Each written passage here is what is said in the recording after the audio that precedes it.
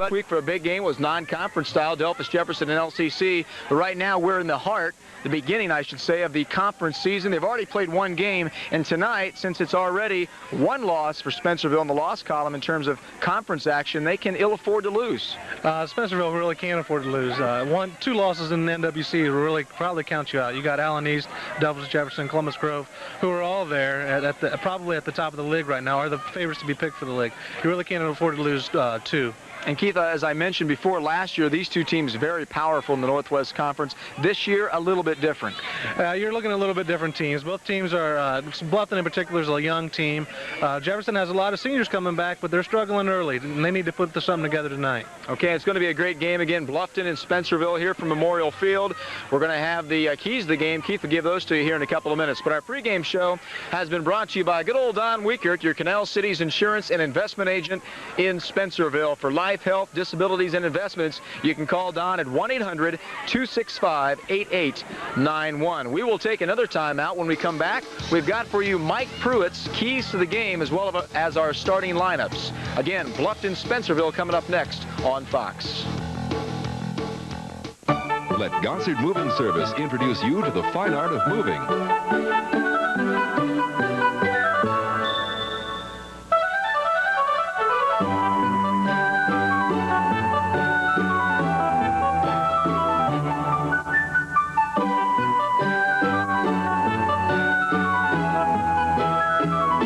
North American agent Gossard Moving Service orchestrate your next move.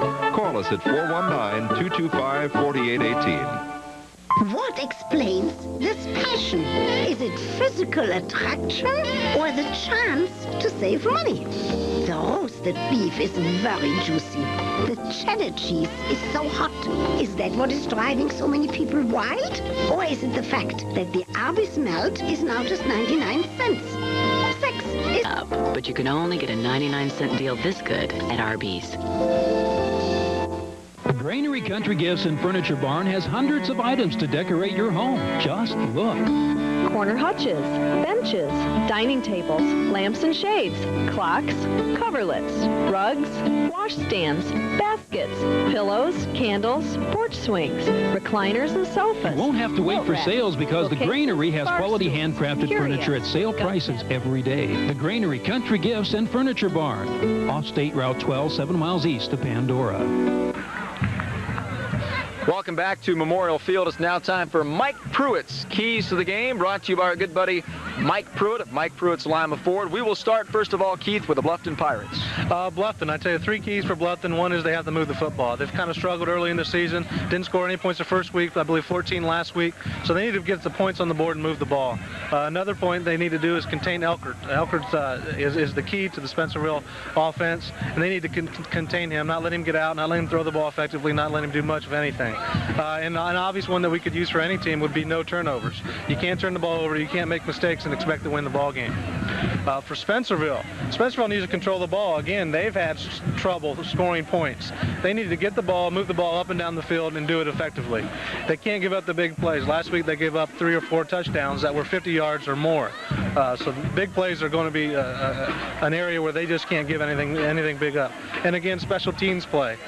Special teams are always important in any football game, and even more so in a game like this where it could come down to 1 or 2 plays. Okay, very good. Those are Mike Pruitt's Keys to the Game, brought to you by Mike Pruitt's Lima Ford. Time now is, we've got a beautiful night for high school football. We should mention that. And as we do mention that, we'll tell you it's now time for our starting lineups. They're being brought to you by Gossard Moving Service in both Lima and Findlay. Remember, a smooth move starts with Gossard Moving Service. You like that, don't you? Smooth move. Let's start first of all with the Bluffton Pirates when they are on offense. We will start with a quarterback, Joel Steiner. Got a couple quarterbacks that Dennis will be using in tonight's ball game, but Joel will start things out. He wears number 14. Number 30, the fullback, is Chad Best. 29, Lucas Cherry is the running back. Justin Cantner, another running back, number 35. Seth Wiesenbarger is the split end. He is number 85, and Jared Broadman is the tight end. He wears number 75. Rick Orr, he's the left tackle. Matt Pierce, the left guard, number 70. Craig Slaughterbeck, number 58, is the center. Andrew Slaughterbeck, the right guard, is number 78. And Mike Doty, number 56, is the right tackle.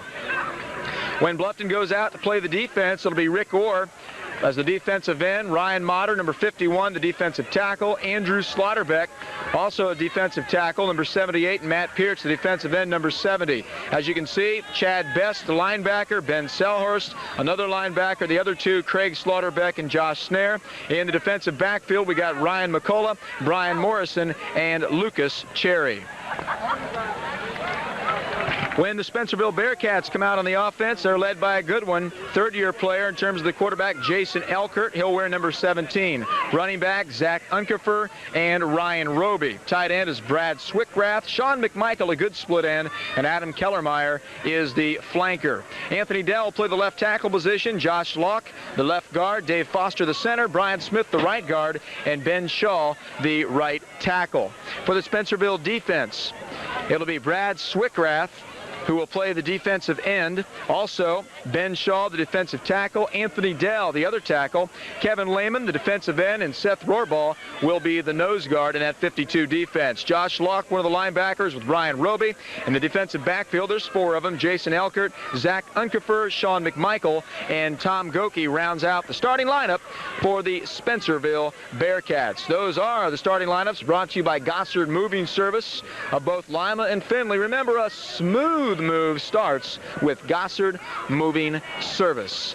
Coming up next on Fox 67, you'll want to stay with us. We'll have the kickoff between the Bluffton Pirates and the Spencerville Bearcats up next on Fox.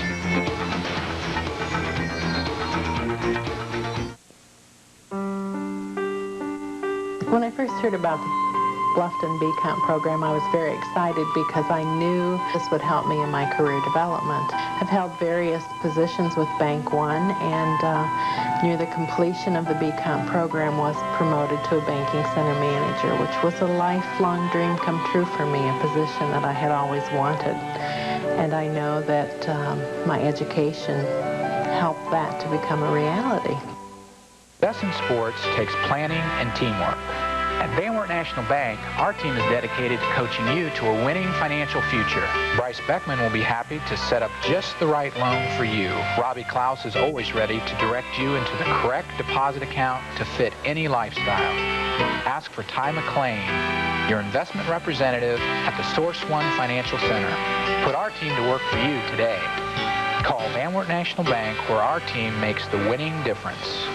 Hi, I'm meteorologist Jason McLeave in the CUPE Weather Center. Stop by CUPE and pick up a League Cup today. I'll have that forecast up next.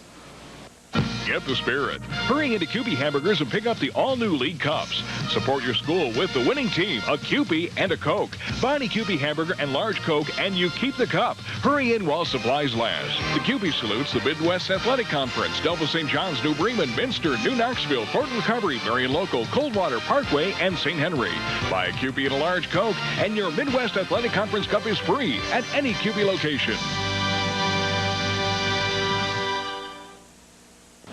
Well, that CUPE Weather Center forecast shaping up like this. High pressures building in, ridging in just to the west. So most of Ohio, except for far eastern areas, are looking at some better conditions. Overnight tonight, skies becoming mostly clear. A few high clouds, and that's it. Low of 52. On out to the extended forecast to get tomorrow. We're looking at sunshine, a chance of a shower Monday and Tuesday. Highs will be in the 70s each day. That's a look at the weather. I'm Jason McLeave.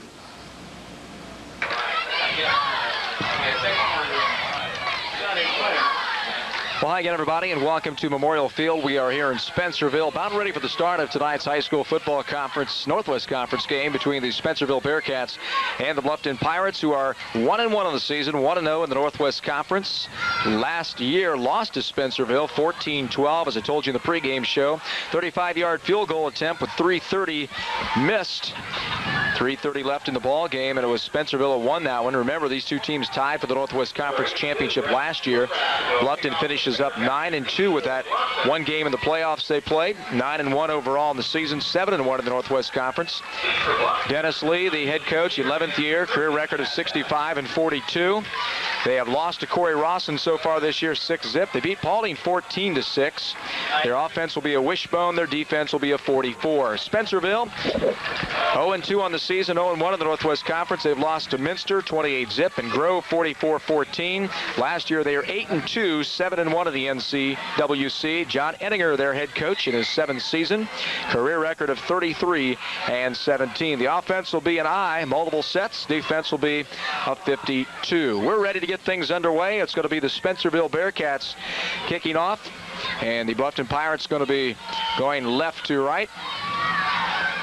Kicking the football for the Spencerville Bearcats is going to be number 60.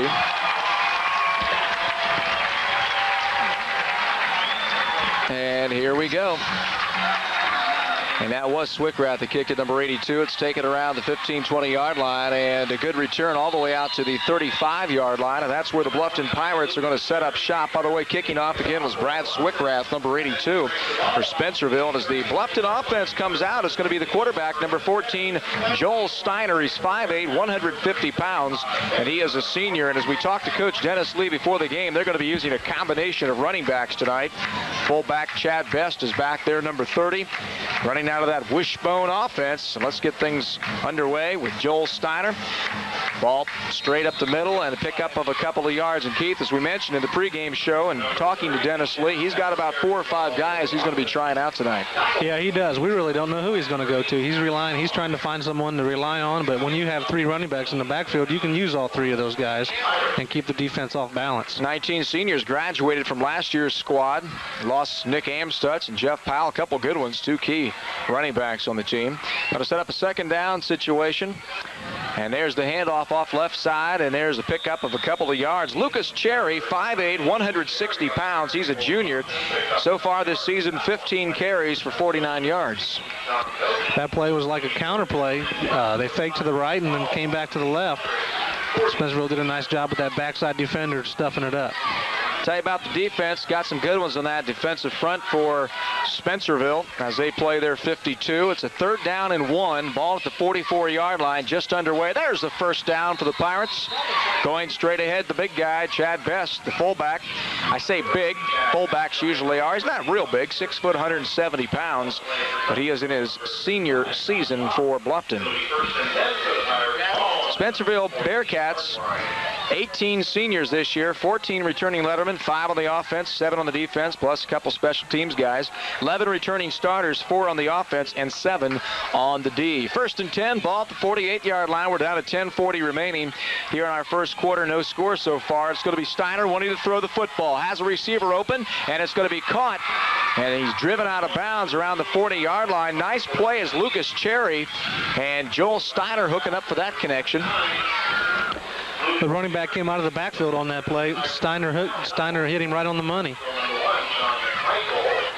Very inexperienced team, Bluffton. Only 8 lettermen returning, 6 returning starters. Of course, this team that was champs back in '91, state runners-up with a 13-1 record. There's the pitch back on that left side. This time they go Zach Kohli, and he will go down. And Zach has had a nice season so far. 21 carries for 83 yards and a touchdown. And Keith, he's just a freshman. He's just a freshman. It's always good to see freshmen in there once in a while. Those are players to watch in the next few years. And a lot of times they make noise early in the season, or early in their career. Swickrath, Shaw, Rohrball, Anthony Dell, and Kevin Lehman, the defensive front for Spencerville. As Bluffton faced with a 2nd down and 9. There's the handoff straight up the middle. A lot of running room for Kohli, and he's going to pick up another 1st down for the Bluffton Pirates. And Zach looking good on a couple of carries. Bluffton was concerned, Coach Lee was concerned with moving the football, and they're doing it early here tonight. That offensive line is getting a nice push, and Coach Lee's already threw one time, and he's mixing it up a little bit, keeping the Spencerville off balance. Well, Rick Orr is a good one, number 75, 6'3", 225, and you said he looks a lot bigger than 6'3" out there, Keith. He's a big man. I wouldn't want to feed him. That left side's pretty big. Matt Pirch over there as well. There's a little counter play and pickup of a few yards again to Kohli. You got Pirch at 6'3", 226. He's just a junior, number 70. In fact, Pirch last year started at center. The center, Slaughterbeck, 5'11", 170. On the other side, Andrew Slaughterbeck is 5'11", 219. He's just a sophomore. And then Mike Doty, number 56, the right tackle, started at guard last year. He's 5'10", 240 pounds. Probably see a lot of that wishbone offense heading the left side. 2nd down and 5 for the 23-yard line. There's the handoff to Best up the middle. Nice hole. Picks up a 1st down and much more as he's inside the 10-yard line. Another nice push there by that offensive line. Another good push by that offensive line, but that was a great run by Best. He ran somebody over in the backfield and just did a great job. That's what you call being your own blocker. And we've got a timeout called by the Spencerville Bearcats. Let's talk a little bit, Keith, about this Bluffton wishbone offense. Why don't you tell us about it? The wishbone's just a lot of fakes, a lot of misdirections. The quarterback has a lot of pressure if he's making the reads on the defenders. He might be reading the tackle or he might be reading the end on a play. Depending upon what the end does, he might pull it, give it to the running back. He might pull it and keep it and pitch on the next guy he sees coming around the corner. And how's a 52 defense react to a wishbone? The 52 really just tries. They probably play assignment football, assigning someone to the fullback and someone to the tailback. But again, we've seen the counter action already, so those defensive ends need to stay home and protect. Hey, that was a great game last week we had on Fox on Saturday night. In fact, we had a couple good games last week. But Massillon Lima Senior, your Spartans, Keith, beating up on Massillon pretty good. Oh, I tell you what, that was an exciting game, and I know Lima Senior was pumped. Those coaches did a great job. Ricky Vaughn got that defense pumped up and held Massillon to almost nothing. They put on a good show, but they didn't put on the show where it counted, I think. Well, this ball is resting right at the 10-yard line, so they're going to need to score a touchdown. There will be no first downs here. 1st and goal to go for the 10. There's a little counter play again and a pickup of about 5 yards that time.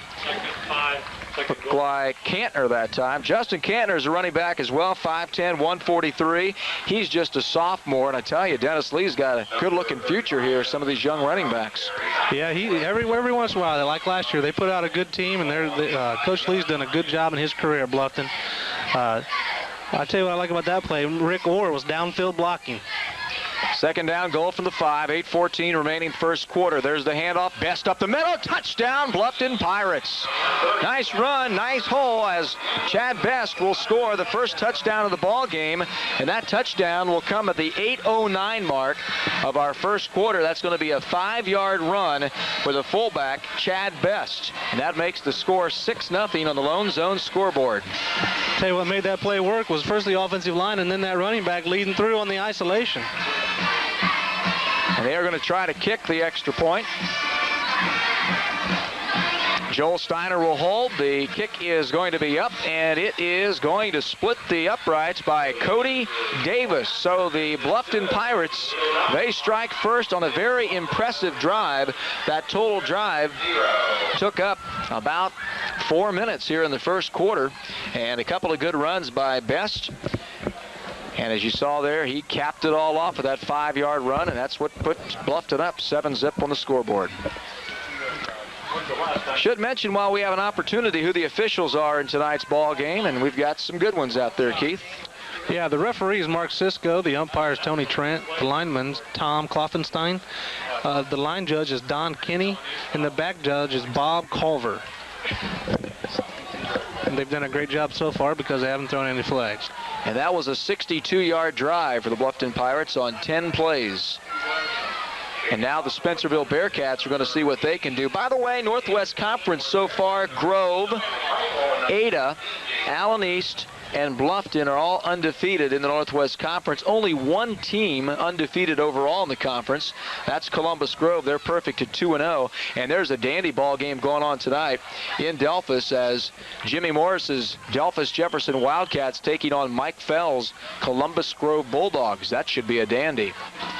There's the kickoff by Davis. Going to be taken around the 15-yard line by Elkert. He goes to the 30, out to the 35, pulled down around the 38-yard line.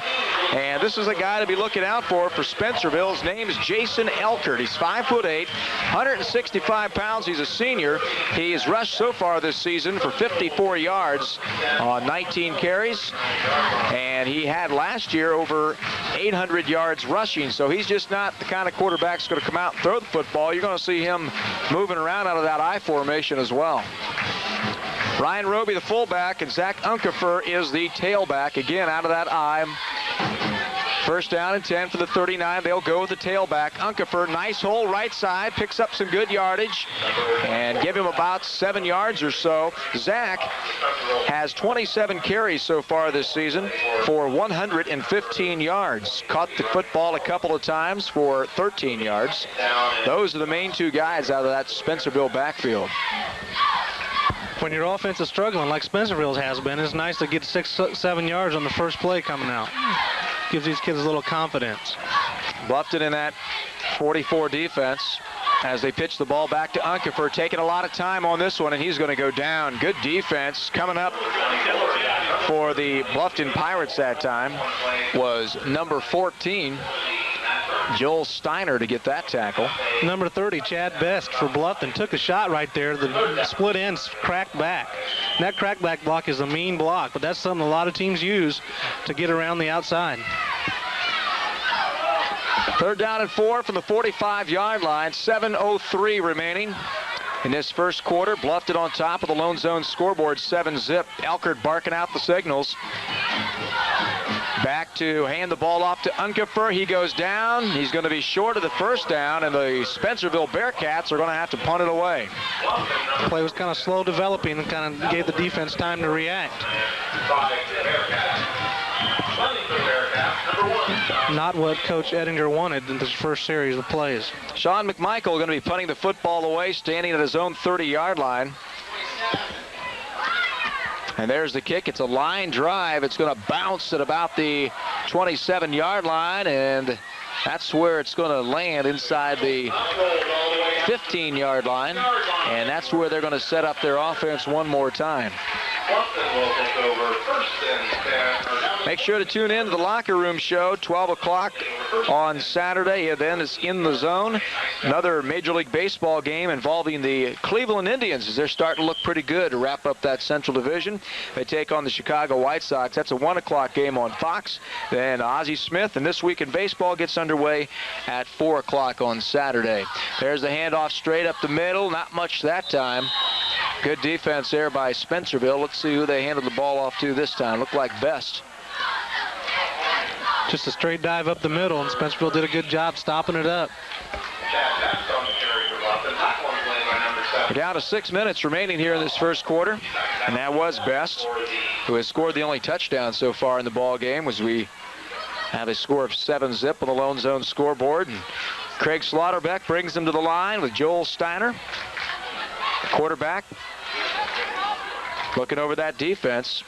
And there's the handoff, and straight up the middle again. Running room for Kohli. Picks up another first down. Very effective play so far, Keith, for the Pirates. Real effective. Coach Lee's really setting up that counter. They're running dive, and then they come back with that counter, and is being successful here early on. 52 defense has Ben Shaw up front, number 77, the left defensive tackle, 5'10", 230. Nose guard Seth Rohrbar, 5'9", 155, and the right defensive tackle, 71, Anthony Dell, 6'1", 200. The defensive end, number 41, Kevin Lehman, 6'1", 170. The other end on the left side, Brad Swickrath, 6', 185. There's the handoff again, straight up the middle. Not much that time. And as you look at that defensive front for Spencerville, not real big, especially, Keith, when you're looking at a left side of that Bluffton offense with Orr at 225 and Pearch at 226. I tell you, I like this Orr kid so far. He's really doing a lot of blocking out there, and that's what you like when you're an offensive line coach, getting a body on a body and just driving. Second down, 5, ball resting, 34-yard line. Jeremy Newsom split wide right. Man in motion is Best. They go pitch back this time, and the defense is there. Stop him right at the line of scrimmage. They tried Kohli that time, and he went nowhere. The fullback was in motion that time. They ran that play previously, but they ran the pitch to the motion. This time they went away from the motion, maybe trying to confuse Spencerville a little bit. Next week on Fox, we've got a good one for you. Delphos St. John's, the Blue Jays, taking on New Bremen, and they will be in Cardinal country next week. We'll have it for you right here on Fox. Quarterback Steiner in trouble, throws it up, and incomplete pass, and so that is going to set up a 4th down for the Bluffton Pirates, and this time they're going to have to punt it away. Coaches from Spencerville had the blitz on that time. They put a lot of pressure on Elkert. Or excuse me, Steiner from Bluffton. Dennis Lee also has another quarterback we may see tonight. All depends how the flow of the game goes. Matt Sterrett, number 3. He's 5'7", 160, and he's a junior. Here's the punt. It's a high, good-looking punt. Fair catch called for from the 32-yard line. That's where they're going to mark it. So Spencerville will have a chance to come on out. Should say that for Bluffton that time, punt by Weisenbarger was a good one. Driving them all the way back down. They're going to officially spot it at the 31. So Spencerville will see if they can get something going with 3 minutes and 38 seconds remaining here in our first quarter of play. Memorial Field seats about 1,500. Got good crowds on both sides tonight. Northwest Conference action. Quarterback is Elkert. Out of the eye, hand off to the fullback, up the middle, picks up some good yardage, give him about 6. Ryan Roby, who's a big fullback, comes busting through the line. Just needs to keep them feet moving. He might bust it up for a couple more yards. It's a good job by the offensive line and Roby. A lot of good games going on in the area tonight. Western Buckeye League at Salina, Defiance, OG, Van Wert, Walpock, all still undefeated in the conference. Tell you about some of those matches. I know Walpock's playing host to Kenton tonight. Don't know if the quarterback Morrison's starting for Kenton or not. That should be a good one, though. 2nd down, 5 from the 36. There's the handoff to the tailback, and he will go nowhere. In fact, he's going to lose about 3 yards. Boy, Carl, just a lot of penetration by that Bluffton defensive front. Those guys are in the backfield quick. Rick Orr, again, Ryan Motter, Andrew Slaughterbeck, and Matt Parch. 3rd down and 7. Ball at the 30, it's called the 34-yard line. With 2 minutes and 37 seconds remaining, first quarter, we got 2 split wide. Quarterback Elkert looking over that defense. And play action, rolls left, looking for something. Now he's going to scramble to the 35, the 40, and down to the 45-yard line. Good run. That's what you got to watch Elkert for. And I think if you look back at those keys, Keith, one of them was to contain Elkert, and that time they didn't do it. Well, the 2 times Elkert has done anything with the ball tonight, on the first kickoff and on that scramble right there, he's made a big play for Spencerville. That is the 1st down so far in the ball game for the Spencerville Bearcats, and it comes at the 2:12 mark in our first quarter. Still in good shape. They're only down by a touchdown. 7-zip. Out of the eye again, Elkert goes with a pitch to Unkerfer. Tries to cut the corner. Good defense, staying home that time.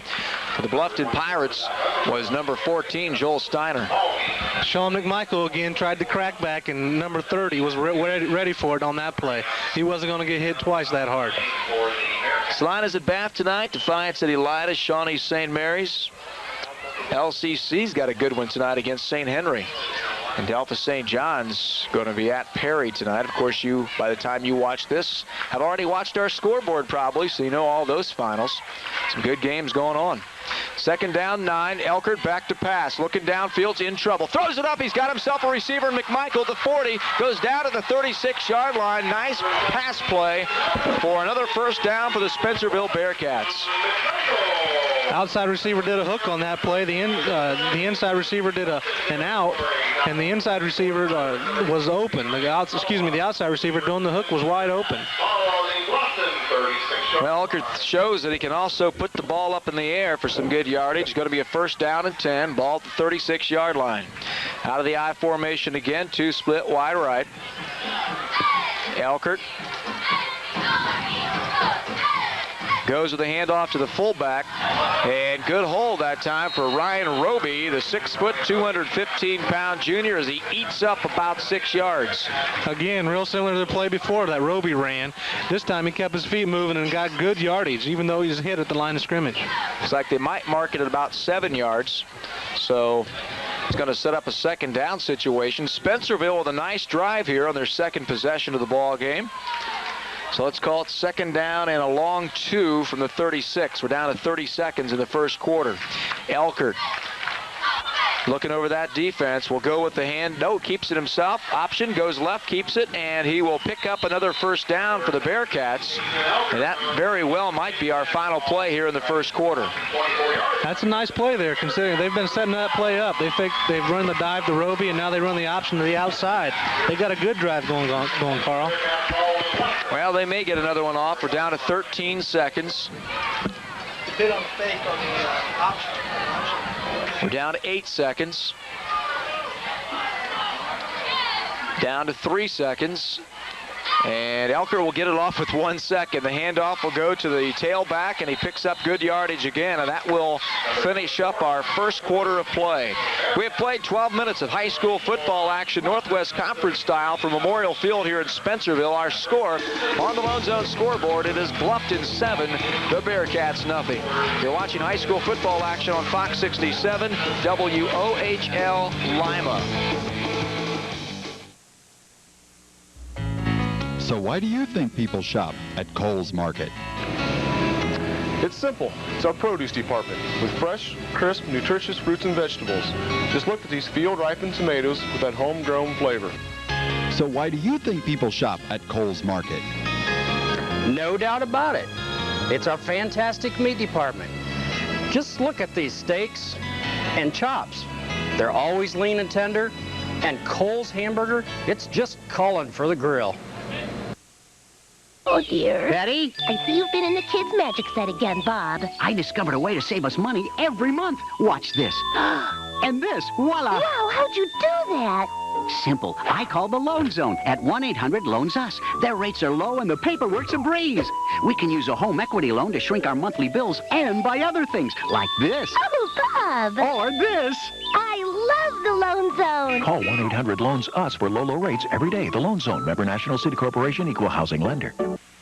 It's this simple. Buy a used vehicle at Mike Pruitt Ford, and it'll be warranted for 6 months or 6,000 miles. If something mechanically goes wrong, we'll fix it with no cost to you, no deductible. In fact, we'll include 24-hour emergency roadside assistance, road hazard coverage, and a rental car while we fix yours. Finally, you can buy a used vehicle with complete confidence. Mike Pruitt offers this coverage because only Mike Pruitt can. No one stands behind used cars and trucks like Mike Pruitt Ford.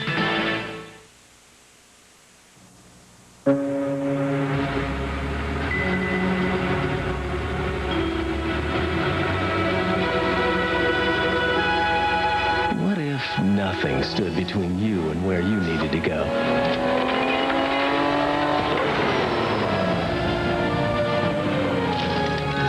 It's like that at Shell, where it's easy to pay, pump, and go. Shell, moving at the speed of life.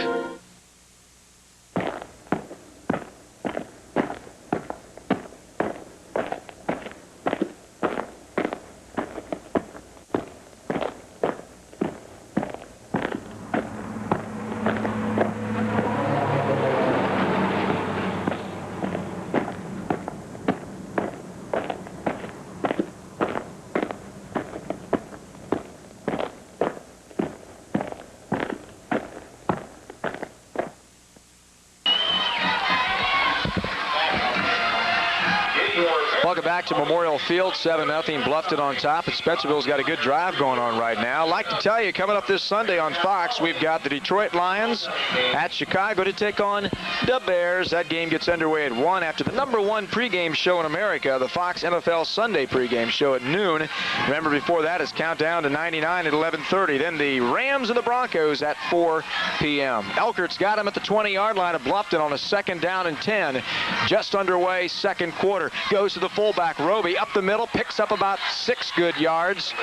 Spencerville, Keith, looking good on this drive.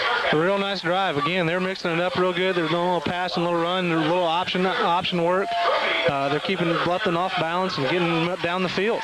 Dell and Shaw, the tackles, Locke and Smith, the guards, and Dave Foster, number 60, is the center. Not a lot of size, although Shaw is at 230 and Dell's at 200. Center Foster at 165.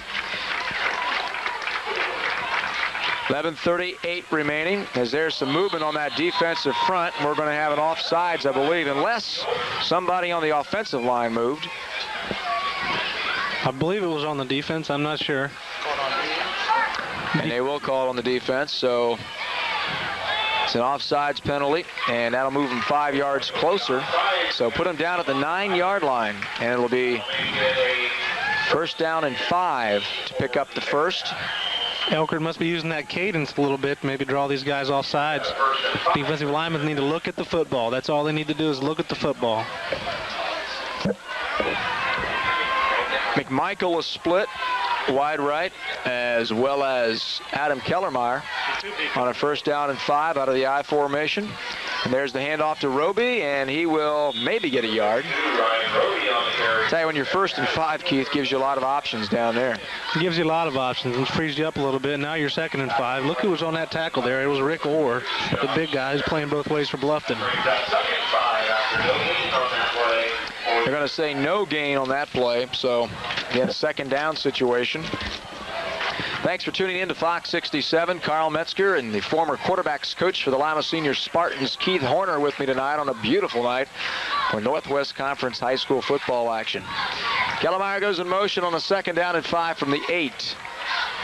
And they will go with the pitch back to the tailback, Unkefer, and he will maybe get a yard. That was an option all the way. They faked that dive up the middle and came with the option. Josh Snare made the tackle. Did a great job pursuing on that play. And so at one time was a 1st and 5, has now turned into a 3rd and 4. Doug Deegan out there split wide left this time, as Elkert looks over the D, and he will go with the fullback up the middle, and he'll pick up about 1 or so, and that's going to bring him to a 4th down situation. Let's see what Coach John Ettinger wants to do on a 4th down, as Adam Kellermeyer will come back in, and kicker is Brad Swickrath. And it looks like they're going to go for it here on a 4th down and 4. So big opportunity right here for Bluffton to stop them and get that football back. Be a big break for their defense. Here's Elkert. 4th and 3. Keeper looks for the pitch. He keeps it himself. He cuts up, and he's going to be close to a 1st down. Let's see where they mark it. Looks like he's right on the mark there, Keith. Could depend on where this spot goes by the officials. The Spencerville players seem to be pumped up. Well, the referee and the officials are going to call timeout. They're going to get an official measurement. And although the Spencerville players looked fired up on that one, let's see what the chain gang says. They ran another option on that play. Oh, boy. That's right on the nose, and it's a 1st down for Spencerville.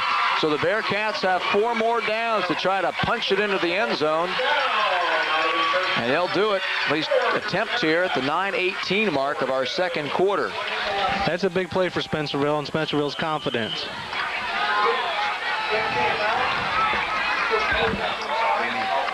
And that is the 4th 1st down for Spencerville, or rather 5 1st downs for them so far in the ball game. Elkert at the 9-minute mark will hand it off up the middle to Roby, and he picks up about maybe a yard.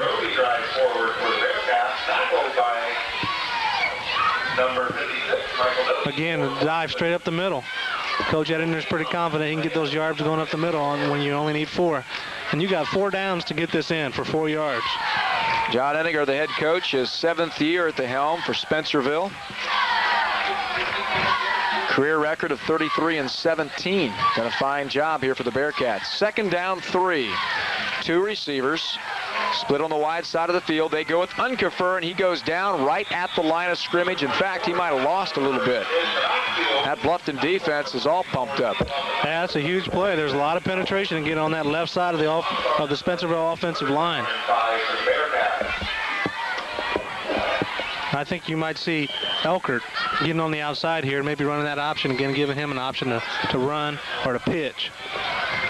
Well, they're eating up a lot of time. 4 minutes already here in the 2nd quarter. It's a 3rd down and goal now from the 5-yard line.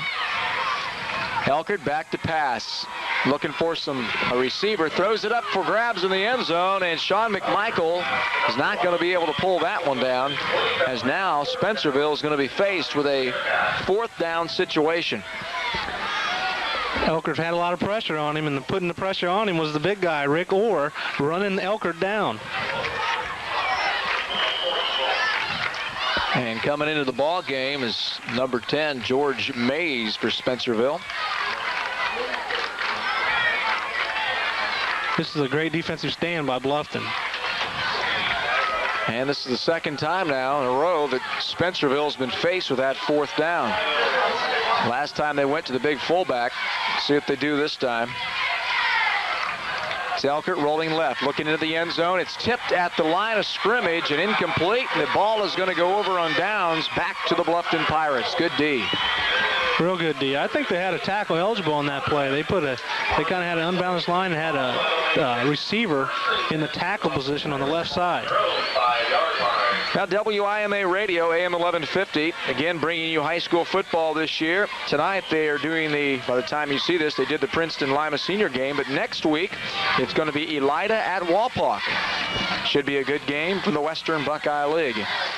1st down and 10 from the 5-yard line. Bluffton again with a football. And off left side, they pick up a couple of yards. Got to check who gets up off that pile, because, again, Dennis Lee's got about 4 or 5 guys back there in that backfield he can throw at you at any time. He's trying them all out. And the one that comes up this time is going to be Chad Best, who has scored the only touchdown of the ball game.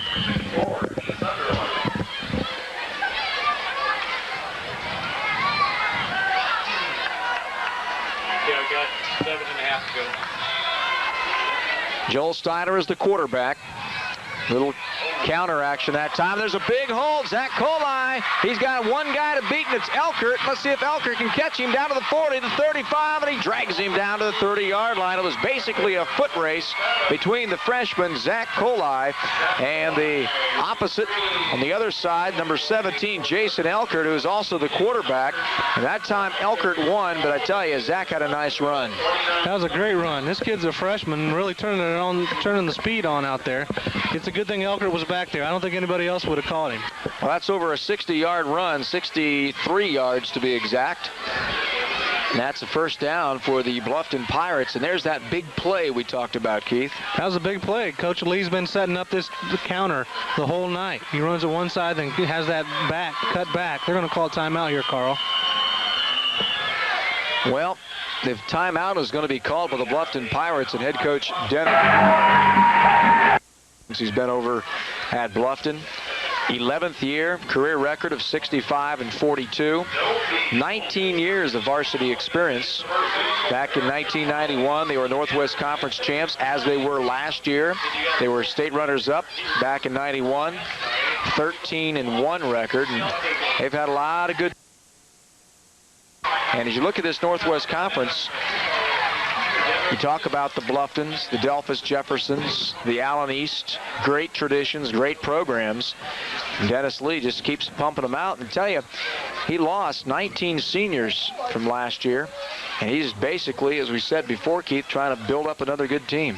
And he's going to do that. He's a quality coach who's going to put together another good team. They might struggle with these young kids, but you better look out the next year or so. Well, they got a good one next week. They're going to be taking on Delphus Jefferson over at Bluffton. When those two teams hook up, look out.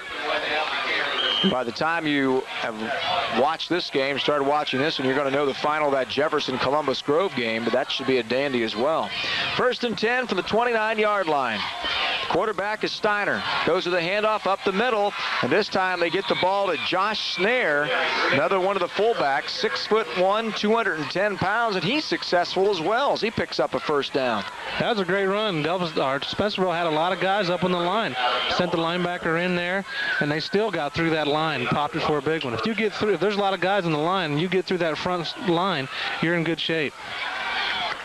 1st and 10 from the 18-yard line. We're down to 6:15 on the Lone Zone scoreboard. Still 7-zip. They go fullback way again. And a nice pickup, about 4 or 5 yards. And this time they give the ball to number 32, David Stratton. get the roster out here, check all these guys coming in. You got Cherry back there, Cantner, Best, Kohli, Snare, and now another one. Number 32, Stratton. This is a running back by committee. I only have so many little boxes to put these guys in. 2nd down and 6 now. And they mark it at the 18-yard line. Beautiful night for high school football. Field in great shape, mowed well. And there's the counter play again to Kohli, and he picks up another couple of yards. Had to put the plug in there for a fine mowed field. Somebody told me to do that. Well, someone spent a lot of time on that. Got to get the kudos out to everyone. Have the stats for you at halftime, brought to you by Van Dyne Karate. It'll be Tony Castronova, our official stat keeper tonight, telling you about all the numbers. Yes, he is Italian. You'll be able to tell at halftime. He won't be doing the stats in Italian, though, I don't think. I don't think he can speak it. 3rd down and 5 from the 11. Play action. Steiner falls down. Didn't go down on his knee, though. And the ball's going to be caught by Best.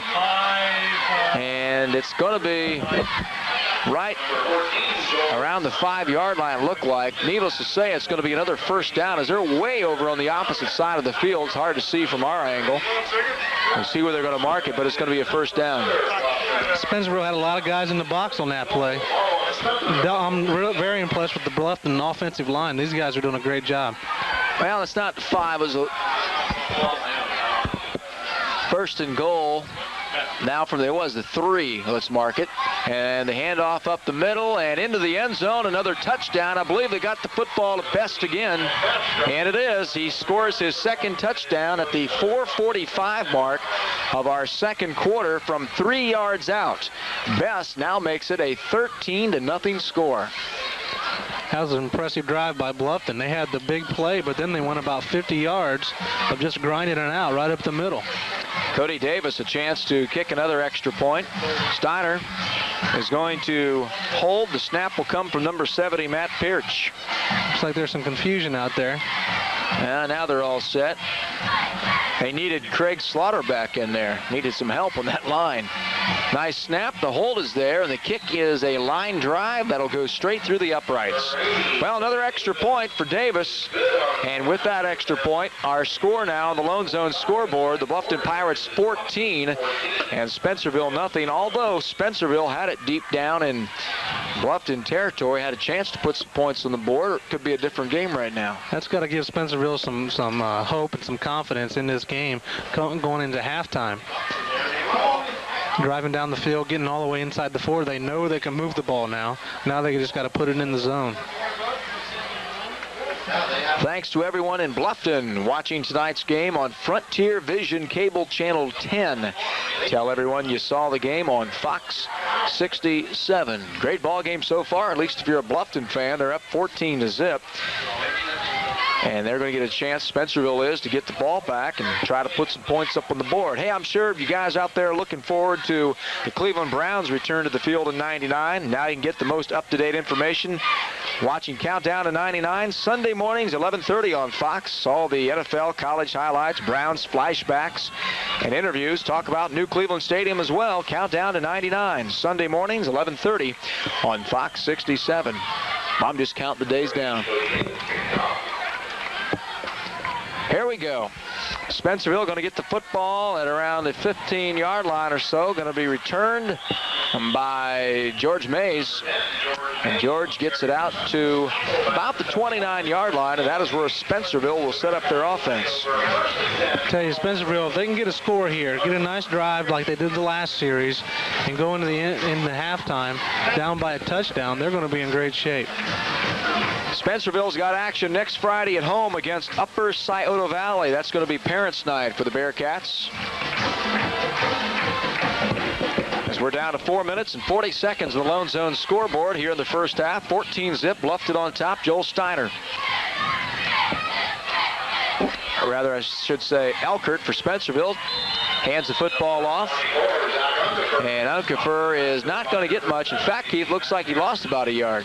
Yeah, Spencerville just hasn't had success on those plays. It's like a sprint and draw type play where the quarterback almost runs back to the tailback. It takes a long time to develop, and your offensive line has to block and sustain their block for a long time. Dennis Lee not too happy about that first game of the season when they lost to Corey Rawson, although Corey's still undefeated. 6-0 was the final there. Then they came back last week and beat Paulding 14-6. Spencerville so far has struggled in their first couple of games. As Elkert back to pass, looking downfield, and he'll throw that one out of bounds. They started the season out against a very good Minster squad, got shut out 28-0. And to tell you how good Grove is this year, they defeated Spencerville last week 44-14. Coach Mike Fell is going to have another great year with that new stadium over there in Columbus Grove. By the way, also congratulations goes out over Elida way. It's Art Schreiber night in that Elida football game. What a coach Art was for the Bulldogs. He's been helping out with that program ever since he stopped being the head coach. Just a quality guy, Hall of Fame guy now as well, Art Schreiber.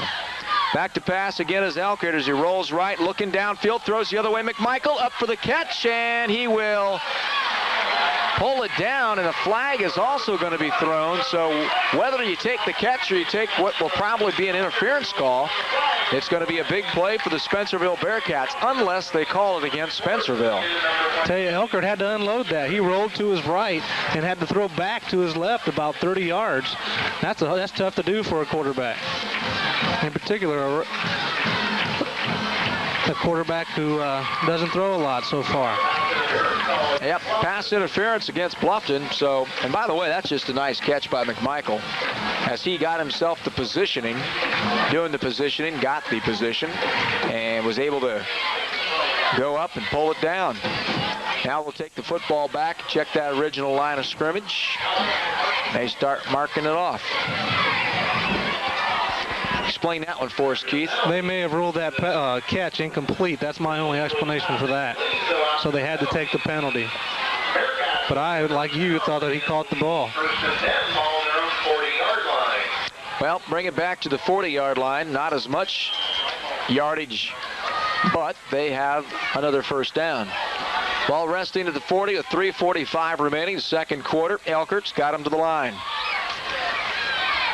Out of the I formation. Rolls to his right, looking downfield, and going to fall incomplete, but a nice try as Brad Swickrath had about 2 steps to go and was unable to catch up with that one. Brad, the tight end, 6 foot, 185-pounder. He's got 3 catches this year coming into the ball game for 57 yards.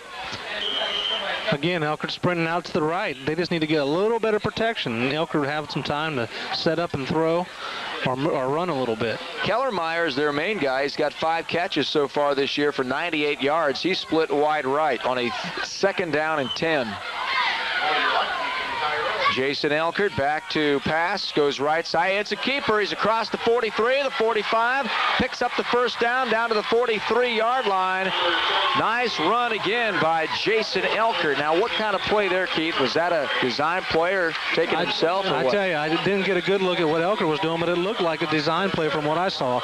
I tell you what, it really impressed me, which made it look like it was designed, is Adam Kellermeyer was out here stalk blocking, is what we call that. He laid a big block on a defender and freed Elkert up for about 5 more yards. Well, Spencerville again going to talk things over. They're going to call timeout as John Enninger is going to talk to his quarterback, and he's a good quarterback. 3 years Elkert's been in that position for the Spencerville Bearcats. Almost 900 yards last year just rushing. A lot of good games going on in the area tonight. We've got a lot of good games coming up on Fox as we have time now. Let's tell you about what's coming up in the future. Next week, St. John's and New Bremen. On the 26th, Bob, by the way, on the 26th, it'll be the debut for the first time of Bob Askins, who'll be helping me out. The Shawnee at Ottawa-Glandorf game. Bob is the former assistant coach for the Wapakoneta Redskins. He was over there for about 100 years or so, and he's still over. He's the assistant principal at the high school over at Walpock. He's 101 now? Something like that. I think it looks like that. Anyhow. Friday, October the 3rd, we've got Van Wert at Elida. Rich Dakin will be back with me, the former quarterback for the Bowling Green State University Falcons, who are going to be taking on a pretty good team on Saturday, the Ohio State Buckeyes. Should be a good game. First and 10, 42-yard line of the Bluffton Pirates. After the timeout, which was called by Spencerville, they need to get some points on the board here going into the locker room at the half. They go at the fullback, and what a hit. Number 33, Josh Schneer, was there to meet him. Didn't bring him down, but he's going to make him remember that one. That was for sure. Didn't bring him down, and that's a lot considering that hit was a big hit. Roby's pretty big, though, too. 6 foot, 215, and Schneer 6'1", 210, so that's pretty even. That was a collision of the giants there. So he's able to bowl his way forward for about 2 yards. Second down, 8 from the 39. Got Kellermeyer and McMichael split on that right side. Let's see if Elkert looks their way. He certainly does. Throws downfield. McMichael, good defense back there by Best. And it's going to fall incomplete. That was great defense by Best. The tight end on that play was wide open over the middle. Elkert didn't see him, but he had a little pressure on his backside again. Also, October the 10th, we've got a big game on Fox. St. John's and St. Henry. And by that time, that's week 6 of the high school football season. That might be for a lot. I should say week 7. Third down, 8 from the 39. Elkert looks to keep the football, but he's going to go down. Defense is there. Looks like Matt Pirch was in on the defense. Matt, 6'3", 226 pounds, and that's going to, looks like, force Spencerville to punt it away. They don't want to go down 3 touchdowns with 2:22 remaining. A lot of time for Bluffton to do something. Pirch was in the backfield and just caused a lot of havoc. Elkert was kind of looking him in the eye, didn't know which way to go. That's a tough position for a quarterback to be in. Lucas Cherry standing at his 10-yard line. It's going to be a line drive, fair catch called for right at the 11. Kellermeyer was about 10 yards downfield. He decided to go for the fair catch. The punter, McMichael, had a lot of pressure on him in that time. Those guys get that close, he's got to at least act like he got hit. Well, final time for Bluffton possibly here in this first half to try to get something going, to go up by more than the score they have now, which stands at 14-zip. And they'll start this drive with 2 minutes and 2 seconds remaining here in the first half. Joel Steiner, the quarterback, number 14. He's played this whole first half. He'll go with the handoff to Best. Best has scored all the points here in this game so far. And he picks up, I'll give him about 5 yards. Number 9, Chad Hefner. Again, Coach Lee's probably setting up that counter. Those Spencerville players probably realize that now and are going to be aware that that counter's coming. Down to 1:36. Ball at the 16-yard line. And this time they go with the handoff to look like Best. Nope, this time it's Kohli. You know, we mentioned last week in that Massillon-Lima Senior game that we brought you on Fox, and boy, what an atmosphere, 6,000 fans, the inflatable tiger, the live tiger, the whole airplane flying overhead and all that. We mentioned Massillon won 22 state championships. I failed to mention that. You got to think about it. They've actually never won a computer playoff football championship. Those are all the mythical style. Since the playoffs have been in place, Massillon's never won a state championship. There's the handoff right side, close to a first down. Look to see where the official's going to put the spot, and from this angle, looks like he picked it up. Yep, that's what they're going to say. Another first down for Bluffton, so with 49 seconds, they'll have it at about the 21-yard line. That was just an isolation play up the middle, just for those 3 yards that they needed, Carl. Coach Dennis Lee going to be real conservative at this point since they are up 14-zip. The defense is playing well, and no use taking any chances turning the ball over and giving Spencerville a chance to put some points on the board as Mike Doty kind of jumped a little early. Doty was a guard, or rather, guard last year, playing tackle this year. When you're in that field position that Coach Lee is in, and this close to halftime with a lead, you don't want to try anything. You really don't want to throw the ball. You want to see if you can bust something out running the ball. You don't want to make any mistakes. Yep. Final play of the first half for Bluffton as we're down to 27 seconds. Steiner will hand the football off. Nope, looks like it was loose there for a second. Yeah, and let's see who got it. Yep, Bluffton's going to keep it. So we're down to 16 seconds. Let's see if they even run a play here. Down to 13 seconds. Steiner taking his time, and looks like they're just going to let time run out here in our first half as we're down to 4 seconds. That's what they're going to do. We have played 24 minutes of high school football, and it's been a good one for the Bluffton Pirates in the first half as they will go into the locker room with the score on the Lone Zone scoreboard. Bluffton 14, Spencerville nothing. Got our halftime show coming up next here on Fox. Going to be brought to you by Van Dyne Karate, and also should tell you that we've got our scoreboard show coming up at the half as well. Get a chance to see what's going on in terms of high school football in the area.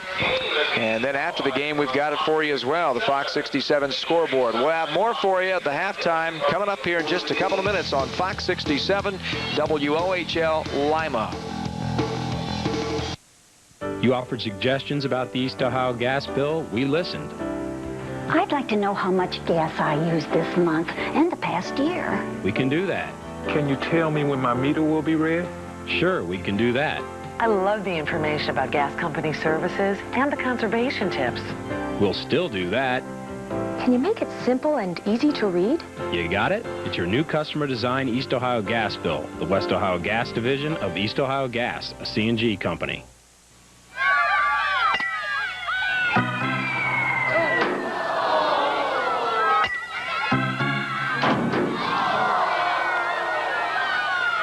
Ever heard of drive-in claim service? No? Well, who's your insurance agent? Your Allstate insurance agent in Delphus is Jim Dickman. Call Jim at 692-2236. Being in good hands is the only place to be.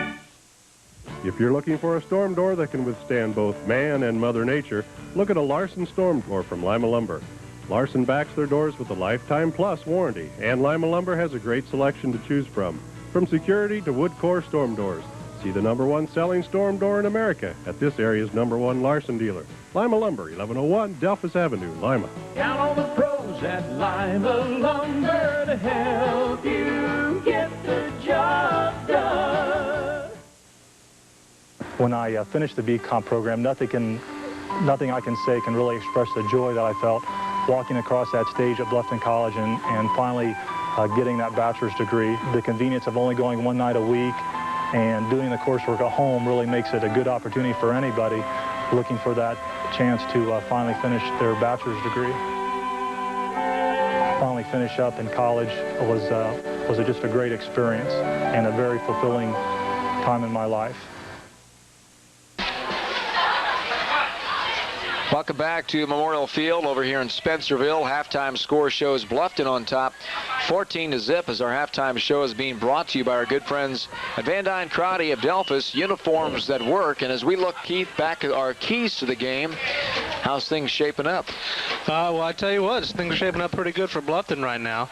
We talked about moving the football, and these guys are doing it. They've scored twice, but they've only punted once, which means they're getting the ball up and down the field, and really have had some long drives consuming a lot of the clock. The second key of the game for Bluffton was to contain Elkert, and for the most part they've done that. Elkert's got out and made a couple plays, but not to the point that it's hurt Bluffton in any way. And again, no turnovers, and Bluffton fumbled the ball late in the half, but they recovered that fumble, so turnovers have not hurt Bluffton up to this point. For Spencerville, they wanted to control the football, and to an extent they have done that. They have moved the ball up and down the field, but they haven't been able to punch it in. They had 2 times inside the 20 where they tried to get it inside the end zone, and they weren't able to do it. no big plays, and they gave up one big play on that counter to Bluffton that allowed them to go run for about 50 yards, and then Bluffton continued to drive the ball into the end zone for the rest of the yardage. And that series, I believe, started on about the 5-yard line, so that covered a lot of yardage for Bluffton. And good special teams play. And other than a punt that was almost blocked by Bluffton, special teams has not been a factor, and that's what Coach Enninger wants. He doesn't want special teams to be a factor, at least not against him. Okay, thank you very much, Keith. As you are watching the Bluffton High School Marching Band, enjoying the sights and sounds of the marching band, we'll take a timeout. When we come back, we'll check our first half numbers. Again, our halftime show being brought to you by Van Dyne Karate of Delphus, uniforms that work. We'll be back with you right after this. Ever wonder how the right uniform might upgrade your image?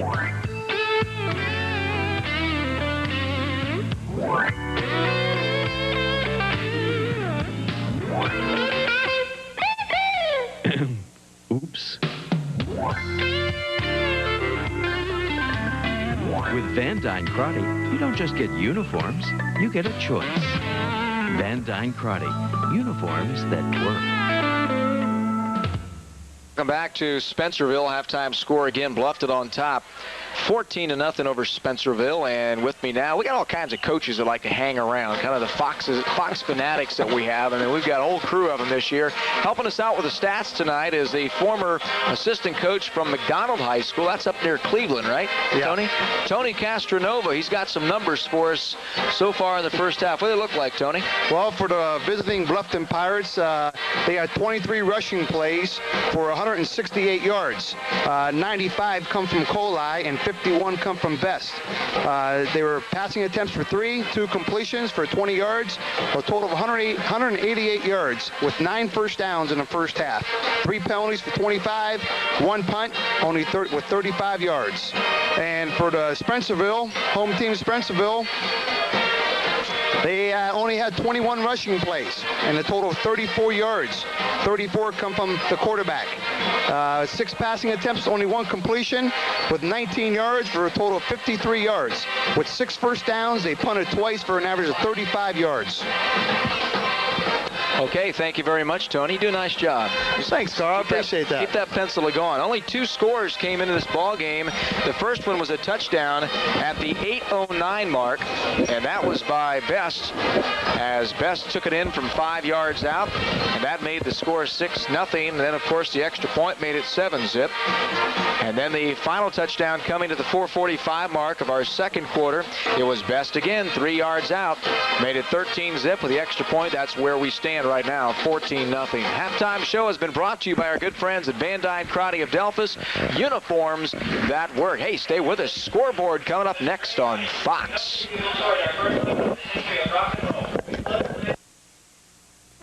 You can study with the best at The Ohio State University at Lima. At Ohio State Lima, our professors share their knowledge and experience in small classes, which offer an opportunity for personal attention. Earn an Associate of Arts degree, complete a bachelor's program in psychology, English, or education, or finish your master's work, all at Ohio State Lima.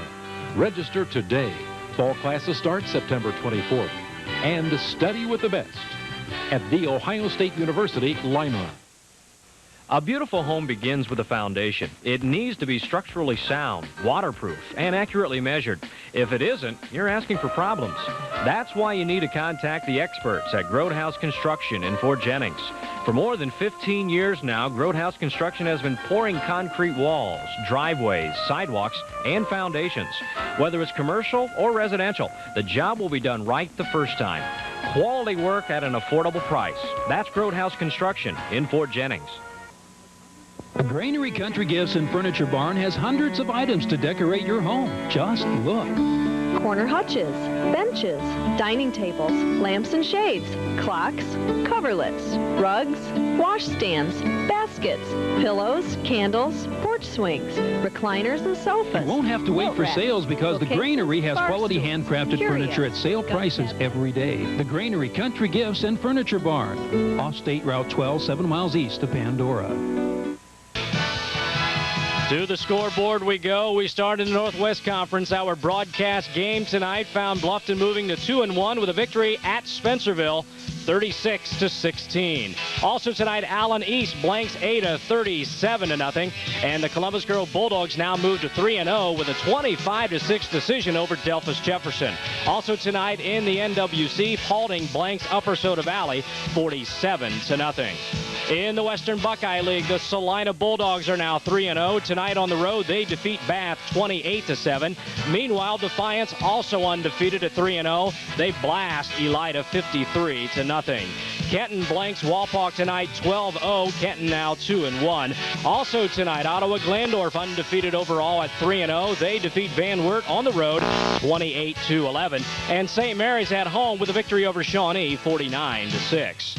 In the Midwest Athletic Conference tonight, Delphus St. John's in a rout over Lima Perry, 76-7. The Blue Jays are now 3-0. Cedarville at home defeats Marion Local 31-13. Big upset tonight for the Coldwater Cavaliers. They break Versailles' 41-game regular season winning streak. Coldwater at home 27-7 over Versailles. Coldwater now 3-0. St. Henry also undefeated now 3-0, defeating LCC tonight 53-22. New Bremen on the road routs Miami East 47-6. The Cardinals are now 3-0. Also tonight, it was Sidney Lehman defeating Minster 35-12. Minster's first loss of the season. They are now 2-1. Also tonight, it was Adams Central 20, Parkway 7. In the GMC, Lima Senior at home defeats Princeton 18-6. Lipsick 1 point better than Liberty Benton 8-7. Also tonight, it was Pandora Gilboa 13, Van Buren 6, and Fort Recovery defeats Wayne Trace 19-4. That's a Fox 67 high school football scoreboard brought to you by Brown's Engraving in Bluffton.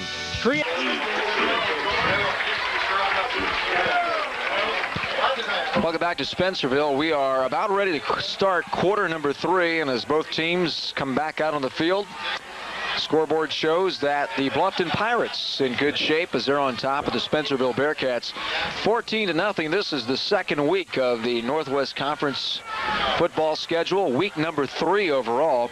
Bluffton, of course, coming into this game with a record of 1-1. Spencerville needing a win desperately here as they are 0-2 overall and already 0-1 in the Northwest Conference. And Coach John Enninger looking for a victory tonight over Bluffton to stay in the race for that Northwest Conference championship. Of course, these two teams last year ended up tied for the Northwest Conference crown. A lot of seniors graduating from both squads. But as we've seen so far tonight, a lot of talent out on the field. And as we get ready to start quarter number 3, it's going to be the Bluffton Pirates going to be kicking off. Spencerville will have the first opportunity to strike back to put some points up on that scoreboard, Keith. It's an important time for Spencerville. If they get the ball, get it down the field, get it in the end zone, they're right back in this ball game. And again, it's going to be Cody Davis kicking off for the Bluffton Pirates. And he gets the foot into it, and it's going to bounce at about the 20-yard line or so, picked up by Elkert, looking for the seam, and he will go down at about the 27-yard line. That's where they'll set up 1st and 10. Hey, when this game is over, the Commercial Bank will award a personalized plaque to the Fox 67 Most Valuable Player. The Commercial Bank, one great bank, locations in Delphus, Elida, Gomer, and Lima. Remember, we've teamed up with Arby's, West Ohio Gas, and Honda of Ottawa for another great season of tailgate parties. Every Friday night during the high school games, look for the Allen County RTA bus as it sets up here till halftime. All kinds of goodies that we give away during our games. Elkert back to pass, in trouble, throws it up, and it's going to be incomplete. And a good attempt that time as it was Brad Swickrath who almost pulled that one in. Again, Elkert under a lot of pressure, and by the same person who I mentioned a lot in the first half, Rick Orr. This kid's a real player. You know, the games we've seen so far this year, we've seen we always see the good offensive players, but we've seen some good defensive players. Elkert, the quarterback, number 17, 5'8", 165, his final season. Looks for the pass play. Picked off. It's going to be picked off at about the 45-yard line. Steiner with the football, and he will go down. And so he's going to get the football back for the Bluffton Pirates, and they're going to be deep in Spencerville territory.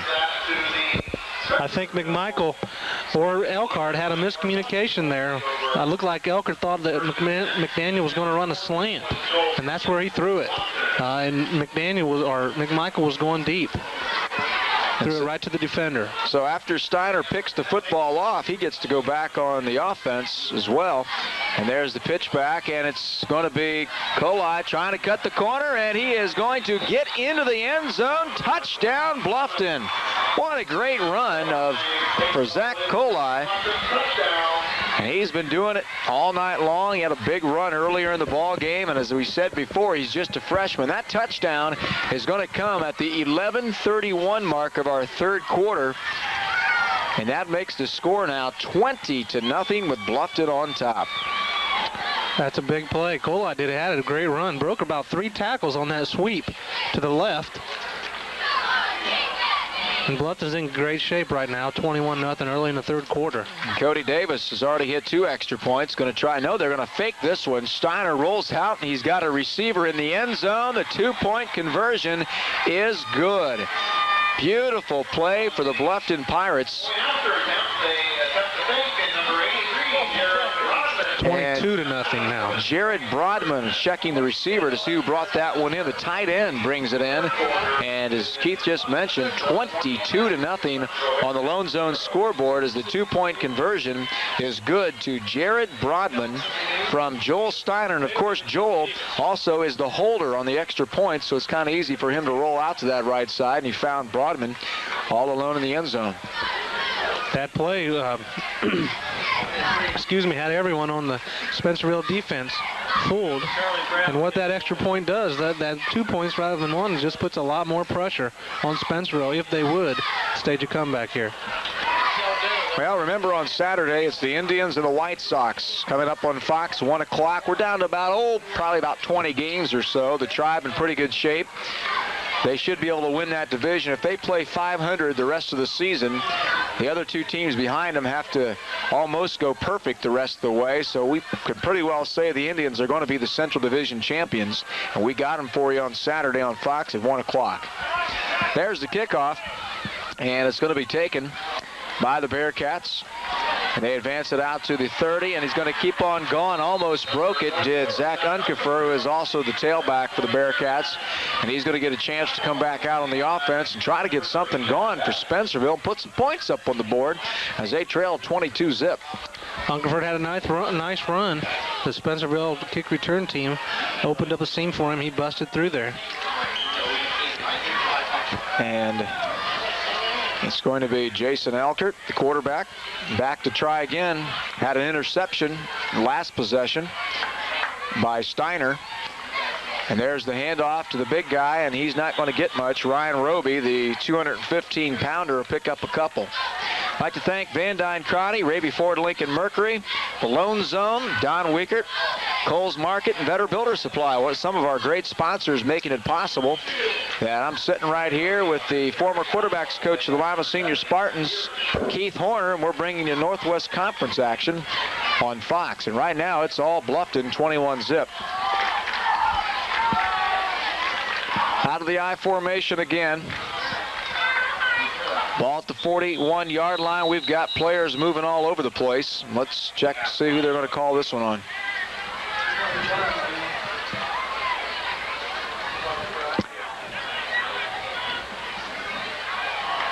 And they're going to say it's an offsides against the Bluffton Pirates, so that's going to make it about a 2nd down 3 instead of 8. And they're going to move it up to about the 46-yard line.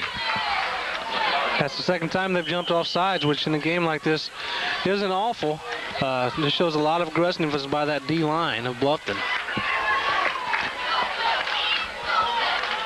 Elkert again looks over that defense. He's going to go with the handoff to the tailback. Unkefer got himself a hole, picks up the 1st down, and he's down inside Pirate territory, and they'll have a 1st and 10. Again, like the first half, Spencerville is effective moving the football. They just haven't been able to put it in the end zone yet. That is number 7 in terms of first downs for the Bearcats.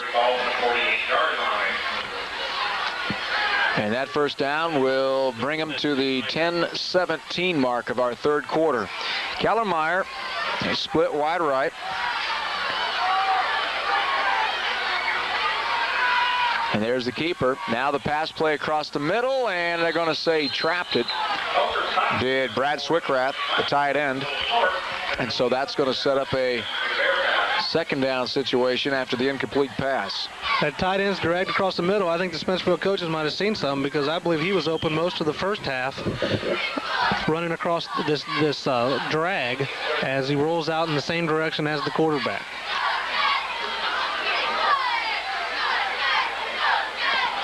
I'd like to welcome everyone watching this game on Watch TV channel 66. Thanks for tuning in to Fox 67. There's the pitch back. Unkefer trying to cut it. He's not going to go anywhere. Good defense again by that Bluffton D. And I believe it was Josh Snare back there again, Keith. He's having himself a good ball game. Josh Snare, Rick Orr, that whole defensive team for Bluffton has really done a great job the whole game. Obviously they haven't let any points get on the scoreboard for Spencerville up to this point. Dennis Lee's Bluffton Pirates trying to pick up victory number 2 on the season after losing to Corey Rawson to start out the year 6-0, then beating Paulding 14-6. Third down, let's call it 12 from the 48-yard line. Elkert looking to throw, pumps once, throws downfield, got McMichael, and it's almost picked off. Good defense by the Pirates. Back there was Lucas Cherry on the D. They've ran that formation, I believe, 3 times in a row and had man-to-man coverage out here between McMichael and Cherry, and they finally came to him. Anytime you get man-to-man coverage, you got to think you have the offense has the advantage.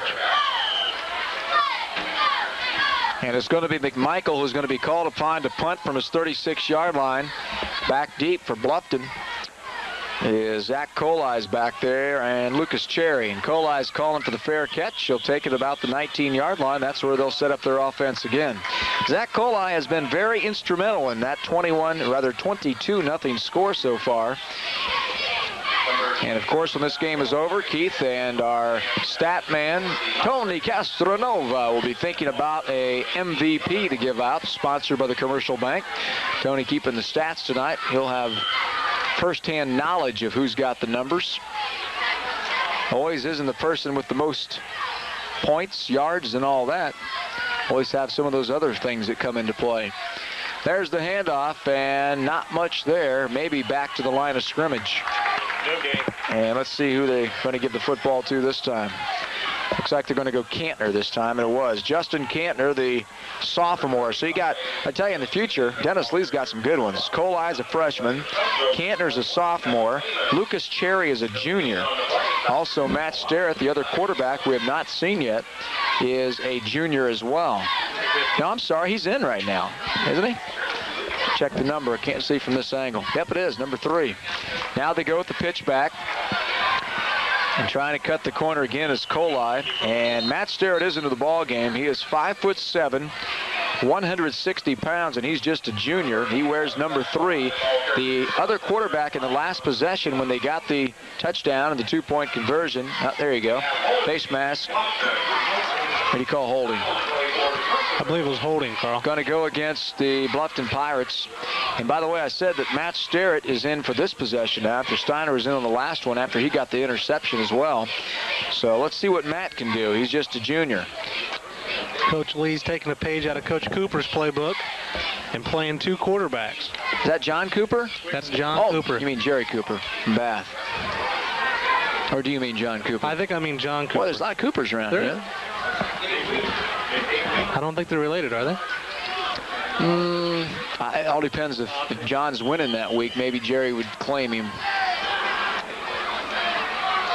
And tomorrow should be a good game. Bowling Green and Ohio. You know, I said that last time. You didn't make any comment on it. Well, I'm going to go down to that game tomorrow. All right. And watch it, huh? The lottery is always good to me. Oh, there he goes again, folks. It's Kohli. Got some running room. He's at the 50, the 45, and watch him run. Kellermeyer's the only one that can catch him. He will not. Touchdown, Bluffton Pirates. Zach Kohli, the line of scrimmage, the 12, 88 yards.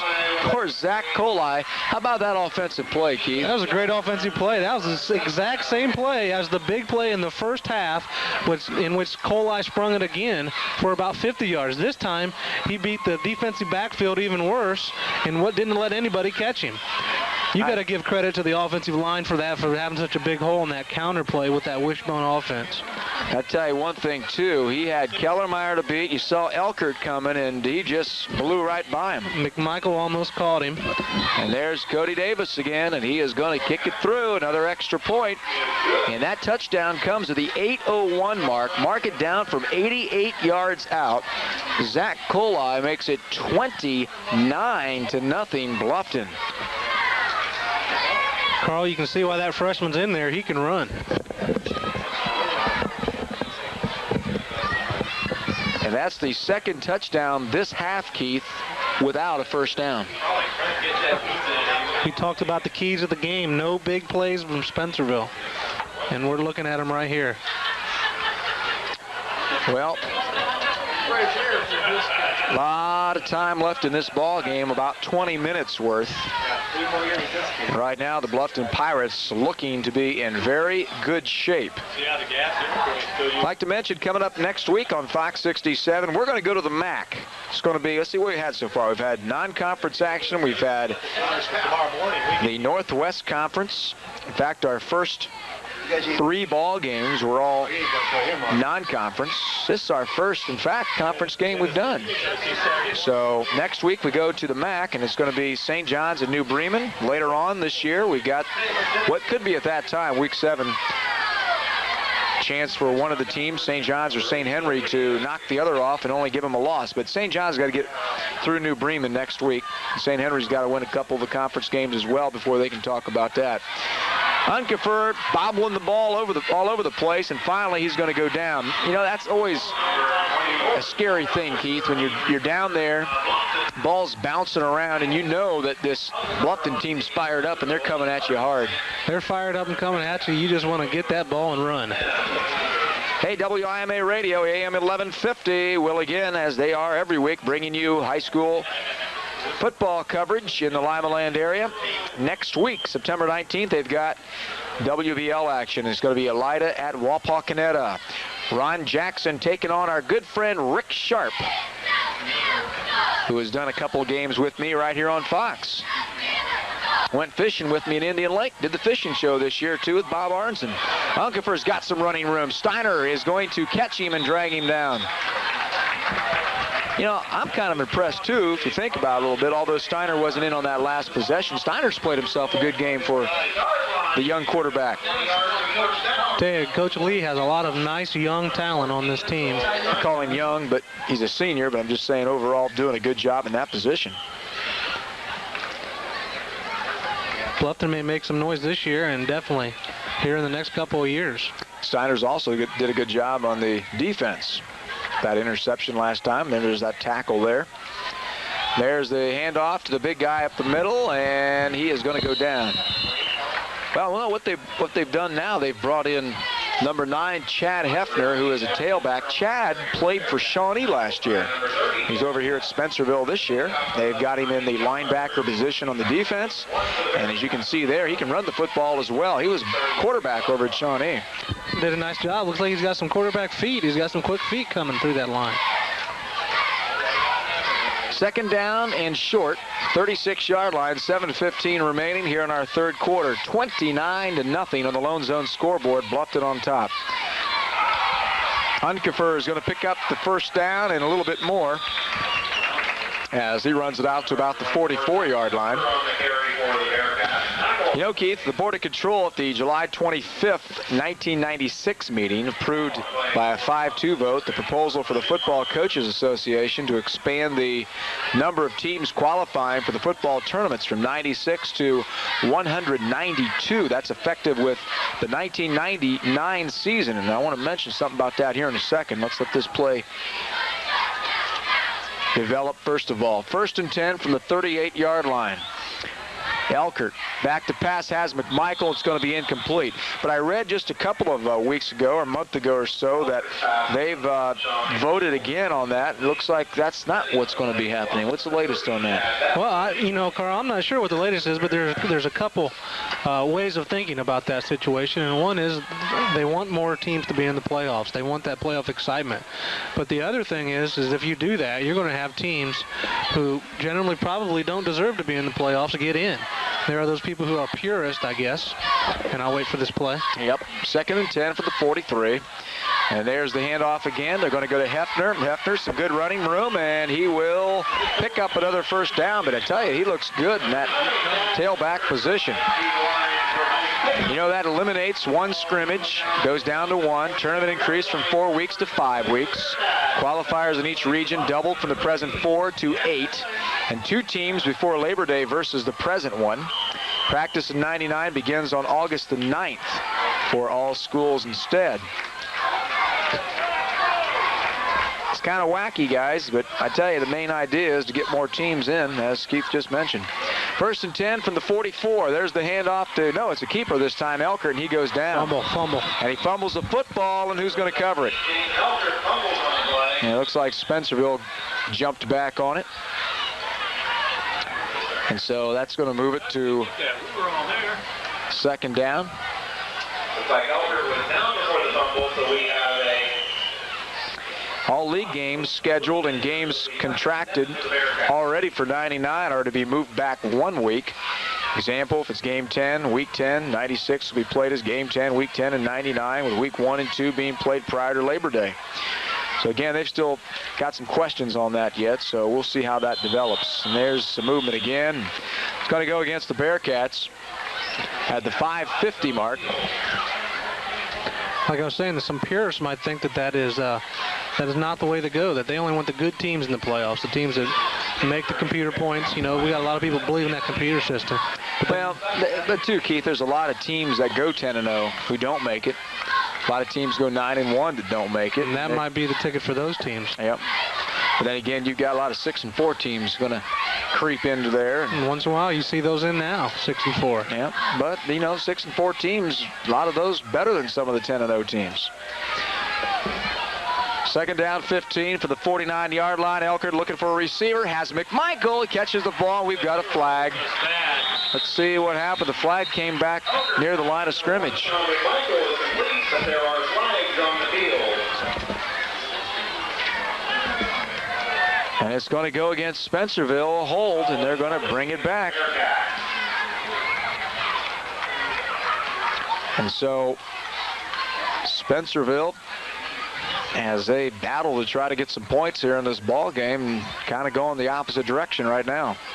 I'd like to thank for some of our sponsors, Vetter Builder Supply, Mike Pruitt's, Arby's, Ottawa Oil, Lima Lumber, Commercial Bank, sponsor of our post-game show, and Al's Furniture and Appliances, some of our great sponsors here on Fox, making it possible we're bringing you this Northwest Conference game tonight, where it has been all Bluffton, 29-0. Halftime score was 14-0.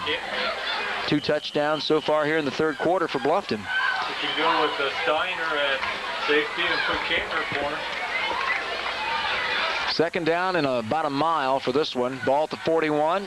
Elkert looking downfield, throws it up for grabs, and it's picked off. No, falls incomplete. Steiner was back there on the defense again, as the intended receiver was number 21, Doug Deegan. One of the things you don't want to do on that fade route is underthrow it. And that ball was underthrown a little bit, almost was intercepted by the Bluffton defender. You know, we talked about the playoffs this year. The November 7th date will be when the regional semis will be. Division 2, 3, and 5. November 8th, Division 1, 4, and 6. November 14th, the finals, 2, 3, and 5. And the 15th, the finals for 1, 4, and 6. I'll tell you about the rest of the dates here in a second. Elkert looking to throws. Tosses it out left side to Swickrath. Has some running room, and he will go down, though, way short of the first down. November 21st will be the state semis for Division 2, 3, and 5. November 22nd, the state semis for Division 1, 4, and 6. And November 28th will be the state finals in you-know-where, Massillon, Division 2, 3, and 5. And November 29th, the finals for Division 1, 4, and 6. And, of course, Fox will be carrying you through the playoffs as well if we have some local teams. Punt will angle and bounce to the 30. Takes a Spencerville bounce. We've got another flag. They've been digging those flags out of their pockets pretty heavily here in this third quarter. Yeah, I think we're seeing some younger guys get in the ball game, and they may be a little anxious, a little excited, making some mistakes. They have a roughing the punter. I think they're going to get the ball back now to Spencerville, and they're going to have another shot at it. Well, that doesn't give the second team a chance for Bluffton to come out and play a little bit of offensive ball. This is where you get your roster out, Keith. A lot of the players we're going to see are going to be young, and as you mentioned, this will be giving them a great opportunity to show what they got.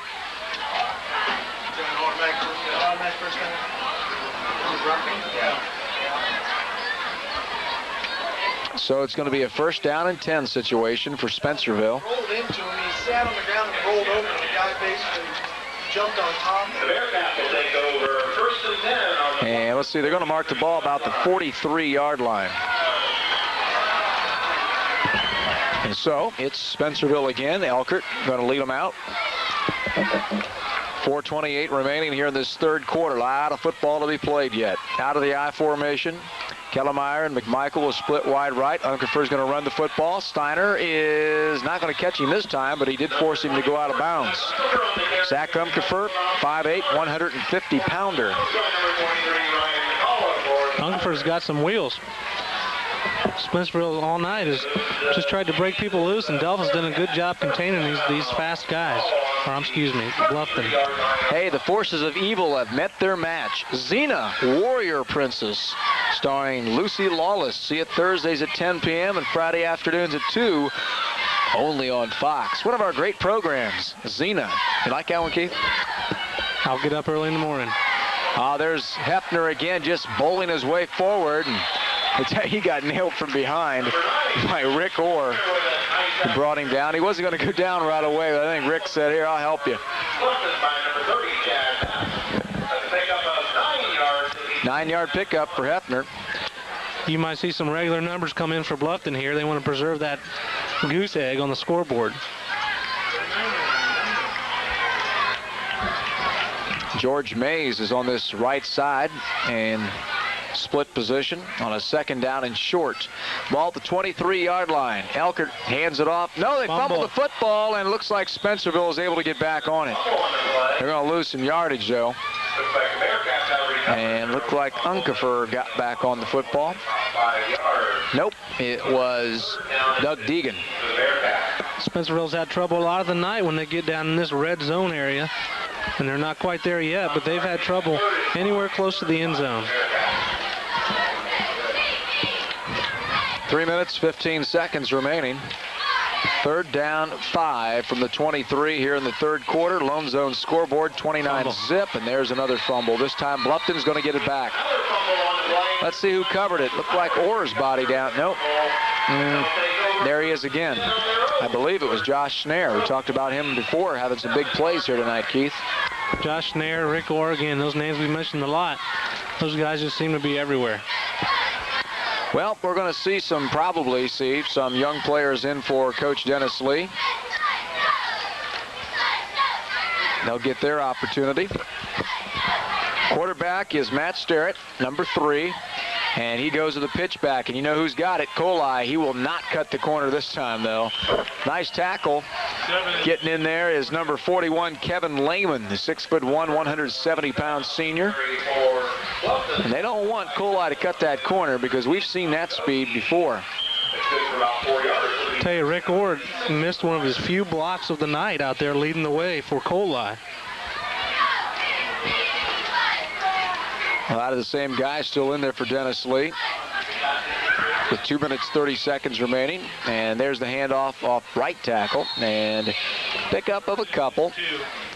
And this time it is going to be Justin Cantner, the sophomore, who gets his chance. Justin Cantner on the carry for Bluffton. Tackle play, number 70, Chris Cantner. And Bluffton will probably keep it on the ground. They might try a few plays that they just want to work on right now and just not make any mistakes to allow Spencerville back in this game quickly. 3rd down and 3. Ball at the 25-yard line. We're under 2 here in the 3rd quarter.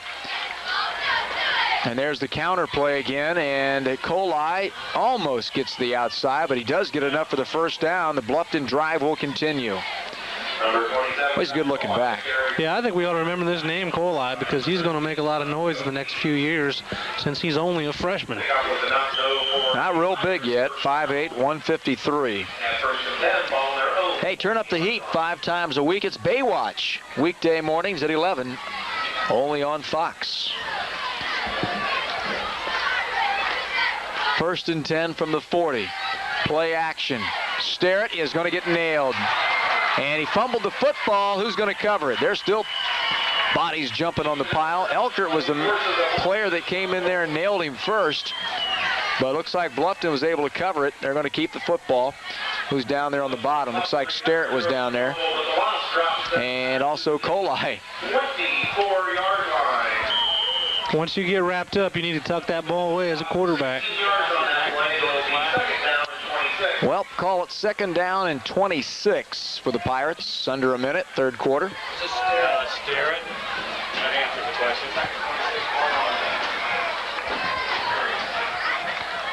Out of the bone. There's the handoff. Pickup of a couple. Vanward National Bank, Jim Dickman, Allstate Insurance, Stites Grocery, and Gossard Moving Service. Some of our great sponsors making it possible. We're here watching high school football. Doesn't get any better than this. You know, I've even liked the weather the last 3 weeks. As the officials time out. We're lucky so far. It's been pretty nice, Carl. Mosquitoes get nasty once in a while. We did have to break out the long sleeve sweaters. It's not as warm as it was last week. Had my shorts on last week. Ugly sight. 3rd down and 26 from the 27. Sterrett with the handoff. No, it's a keeper. He goes to the tough pitch. I tell you, that was dangerous. They had a couple guys all over him down there. But he got the pitch off, didn't get much on it. So with 10 seconds, that'll force the Bluffton Pirates to punt the football away. And this should give Spencerville pretty good field position. As back receiving will be Doug Deegan for the Spencerville Bearcats. And also back there is Neil Warnicki. Oh, nice looking punt. It's a high one. Fair catch called for, and a sliding catch by Deegan. Nice play with 4 seconds remaining, 3rd quarter. Those are the catches that make you nervous as a coach, but you also don't want those punts to bounce, because when they bounce, they're almost always going to bounce against you as the receiving team. Well, again, next week, St. John's and New Bremen here on Fox 67. Make sure to tune in for that. 11 o'clock will be our replay time. What do you think of that playoff situation, Carl? I don't know. I kind of like it the way it is. But I like the way they play basketball, too. Let everybody in. You never know who's going to come out on top. Got a lot of teams that really come on strong at the end of the season. And that one's almost picked off by Best. I tell you, he would have had nothing but green grass of home in front of him. Best did a great job of getting over there. That slant has been there almost all night. Well, with that incomplete pass, we've played 3 quarters of action here from Memorial Field in Spencerville. Our score on the Commercial Bank scoreboard, rather the Lone Zone scoreboard, it's the Bluffton Pirates on top of the Spencerville Bearcats, 29-0. You're watching high school football action on Fox 67, WOHL Lima. You can study with the best at The Ohio State University at Lima. At Ohio State Lima, our professors share their knowledge and experience in small classes, which offer an opportunity for personal attention. Earn an Associate of Arts degree, complete a bachelor's program in psychology, English, or education, or finish your master's work, all at Ohio State Lima. Register today. Fall classes start September 24th. And study with the best. at The Ohio State University, Lima. Oh, dear. Betty? I see you've been in the kids' magic set again, Bob. I discovered a way to save us money every month. Watch this. And this. Voila. Wow, how'd you do that? Simple. I call the Loan Zone at 1-800-LOANS-US. Their rates are low and the paperwork's a breeze. We can use a home equity loan to shrink our monthly bills and buy other things like this. Oh, Bob. Or this. I love the Loan Zone. Call 1-800-LOANS-US for low rates every day. The Loan Zone, member National City Corporation, equal housing lender. Cruising can be one of life's most wonderful pleasures. The feel of the road under your wheels and the wind rushing through your hair. But if you try cruising without auto insurance, eventually you'll end up working a lot harder for it. 1-800 Save Auto. Pick up the phone, the call is free. 1-800 Save Auto. Save Auto. The Stites Grocery Sensational Savings Station is still rolling along, and as we roll into the fall, check out the falling prices. While you're there, register to win a home security system from Northwestern Ohio Security. This week, save on Roundy's tomato juice, 46 ounce, only 59 cents, and Roundy's paper towels, just 39 cents. So come in, register to win a home security system from Northwestern Ohio Security, and take advantage of the falling prices. Remember, there's never a limit on what you can buy or save at Stites Grocery.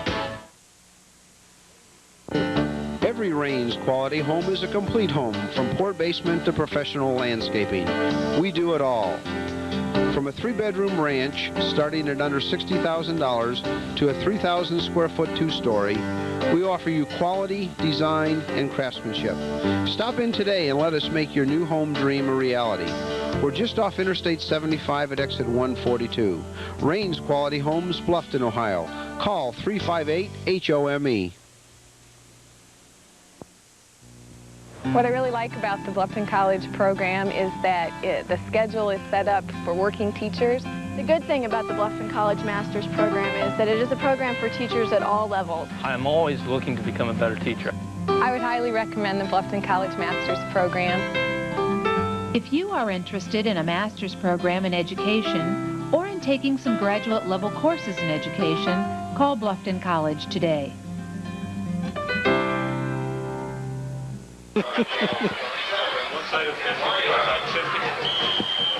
Welcome back to Spencerville. It is 29-0. Our stat man, Tony Castronova, tells me that so far in the ball game, Zach Kohli has 13 carries for 213 yards.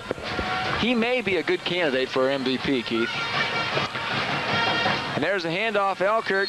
And not much on that one, as it was Ryan Roby, the fullback, picking up maybe a yard to make it a 3rd down and about 9. And that's only 3 quarters. Kohli gets any more action here in the 4th quarter, as his numbers could inflate.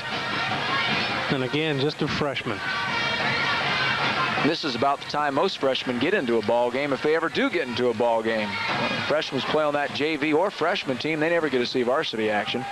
There's Elkert to throw. He's in trouble, and there he is again. Number 33 comes busting through there, the right inside linebacker, Josh Snare, and his 210 pounds nailed Elkert, and he went down for a big loss. The Bluffton defense has played great all night.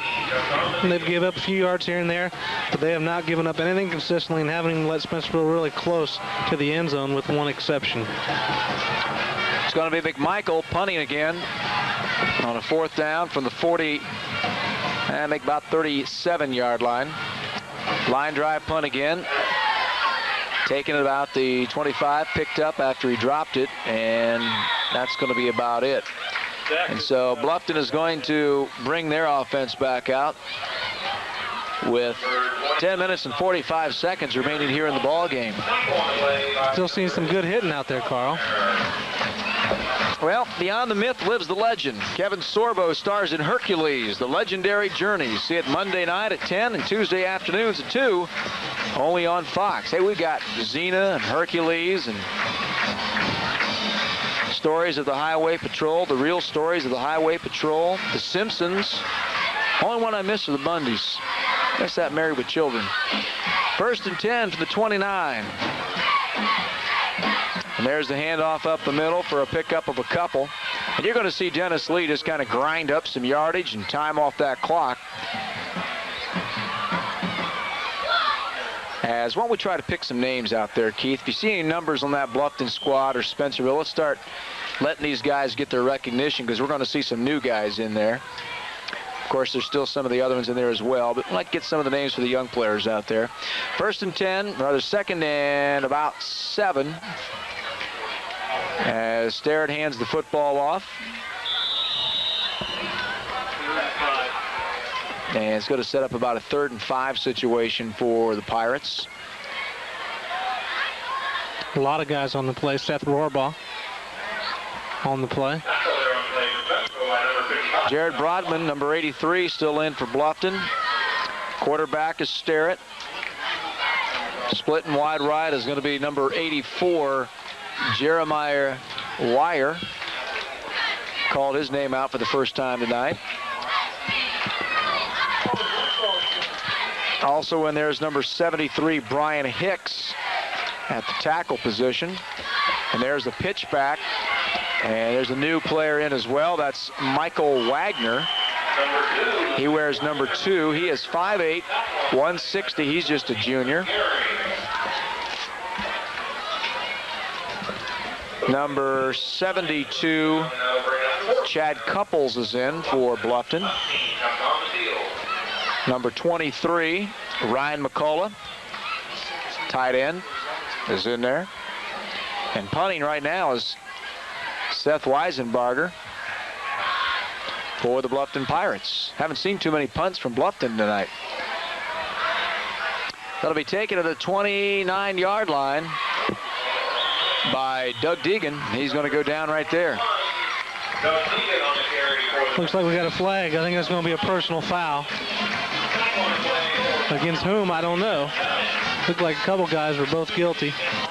East Ohio Gas, West Ohio Gas, OSU, Roadhouse Construction, Bluffton College, Rains Quality Homes, and the Granary Gift and Furniture Barn. Some of our great sponsors here on Fox. Do have a personal foul. It's going to go against Bluffton.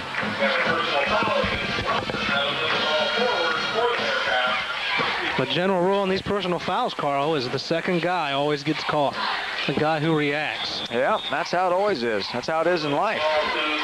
You know that. You're an educator. Second guy always gets nailed, don't they? That's the fact, Carl. You're easy. You can agree with everything, don't you? It's going to be a timeout. It's going to be called by the Bluffton Pirates. And again, it's going to give both coaches a chance to get some of their younger guys in there. And I would like to remind you that coming up Saturday on Fox, we've got the Indians and the White Sox at 1. And then on Sunday, countdown to 99 at 11:30. The Fox NFL Sunday pregame show with Howie and Terry and JB and Ronnie. Tell you all about the action for the day. The Detroit Lions and the Chicago Bears will be our featured game at 1. And then the Rams from St. Louis and the Denver Broncos at 4 o'clock. Then the George Michael Sports Machine finishes things up on Sunday at 11 o'clock. Game of the week next week. The Delphos St. John Blue Jays taking on the New Bremen Cardinals. It's going to be Coach Vic Whiting up against head coach Howard Overman. That should be a dandy game. Both teams still undefeated coming into tonight's action. First and 10 from the 46-yard line. Elkert's still in there at quarterback for the Spencerville Bearcats as he's just trying to get some points on the board now. Looks like a little mix-up in the backfield, and he's going to go down for a big loss. I don't know who was supposed to get the ball that time, but it wasn't Elkert. Looks like he discovered whatever the mishap was and decided to take it on his own.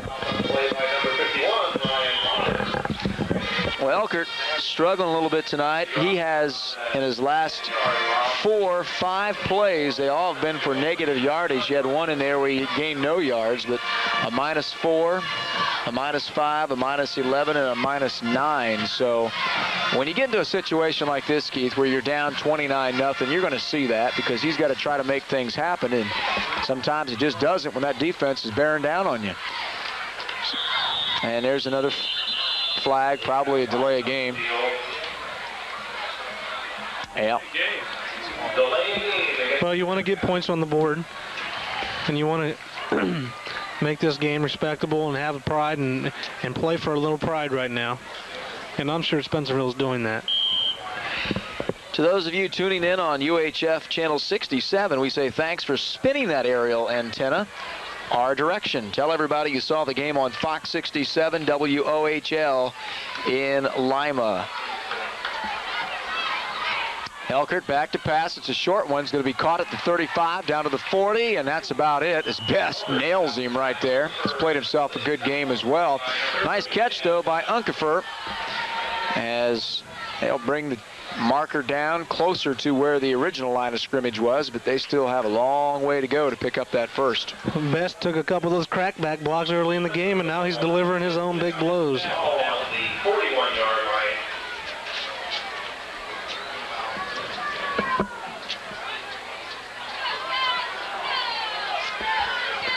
Third down, let's call it 16 from the 41-yard line.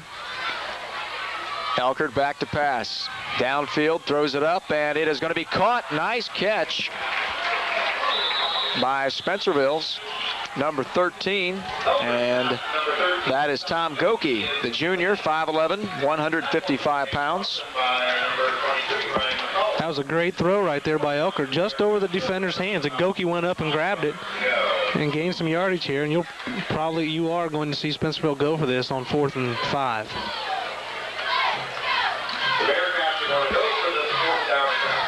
So it's a 4th down and 5, and they're going to go for it. Trailing 29-0 with 6:40 remaining in this ball game. Back to pass, Elkert looking downfield. In trouble again. Pierce almost got him. Gets away from him, gets away from another player, breaks another tackle, breaks a third tackle, and he will finally go down.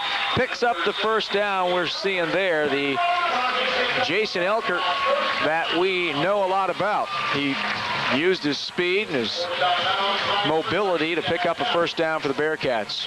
We were talking a few plays ago about him trying to do the same thing and getting caught in the backfield, and when you take chances like that, they can pay off, just like on that play right there, or it can result in a loss.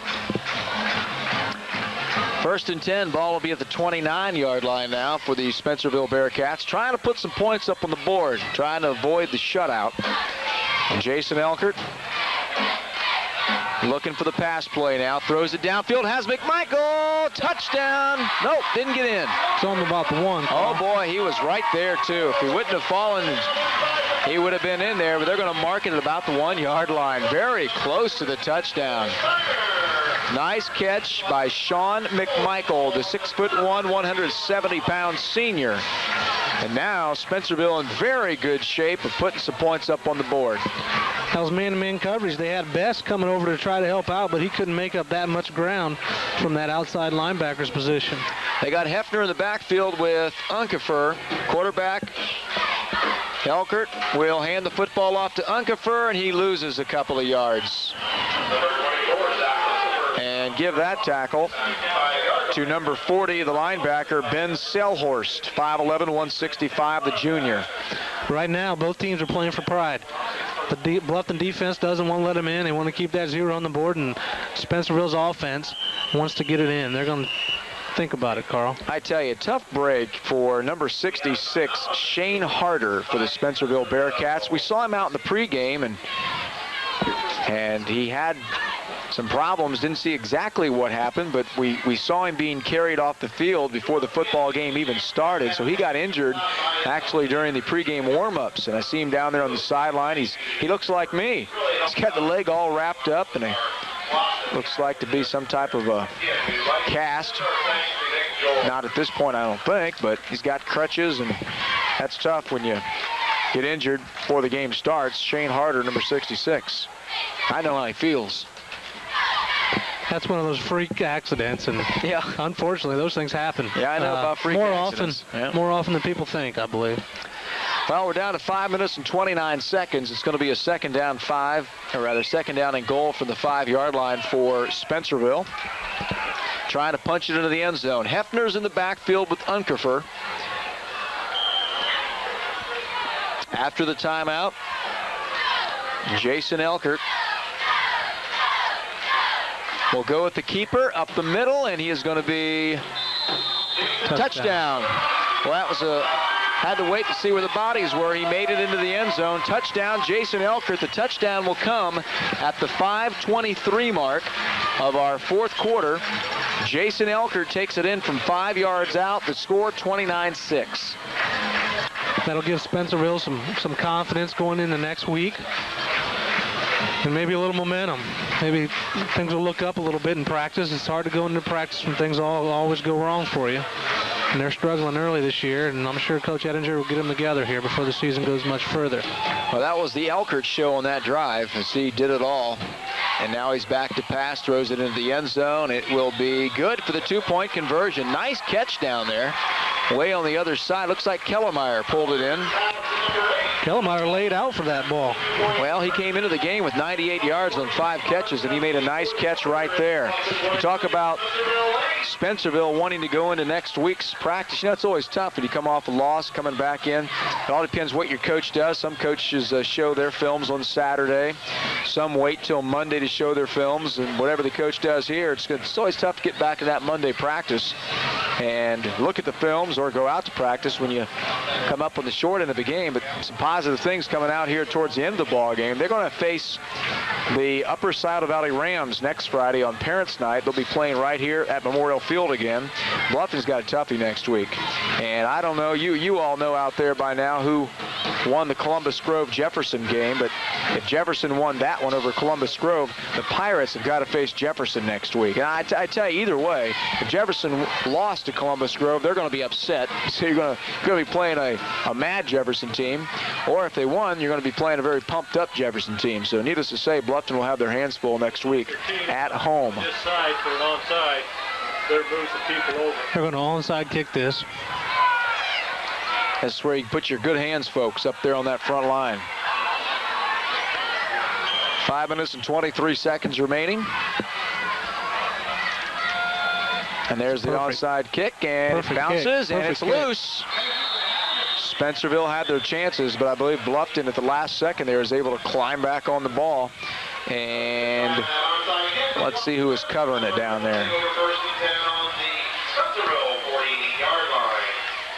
At a 61 or a 51, so I didn't get a chance to see which one did it, but give credit either to Luke Woolham or Ryan Motter. Tell you, that was almost a perfect onside kick by Spencerville. And I'm sure Coach Ettinger, like most coaches, practice that play every week. I got some new faces back there, all of the quarterback. Look at that hit. Oh, my. How do you do, says Elkert. He nailed him right as he got the ball. And that was Cantner who got the carry. Zach McMichael, a freshman for Spencerville, really had a big hit on that tackle there.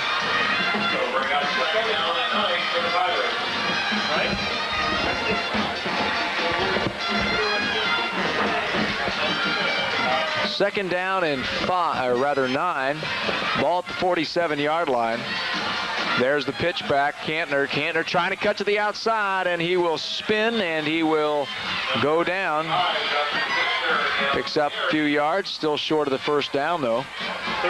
As we're down to 4 minutes and 32 seconds remaining in this one. 29-8 is our score on the Lone Zone scoreboard. Remember, when this one's over, we're going to go down on the field for our Commercial Bank Most Valuable Player presentation. We've got some good candidates tonight. We'll also have all the final numbers for you. Showing blitz. The handoff is there to Cantner, and he's nailed again. This time it's going to be for Spencerville, number 70, Chris Gehring. I tell you, it's a good thing he was there because there wasn't anybody else out there to make that play. Again, some of the other players back there for the Spencerville Bearcats. We'll try to pick some numbers out as we go along. Number 1, McMichael still in there. Elkert still in there.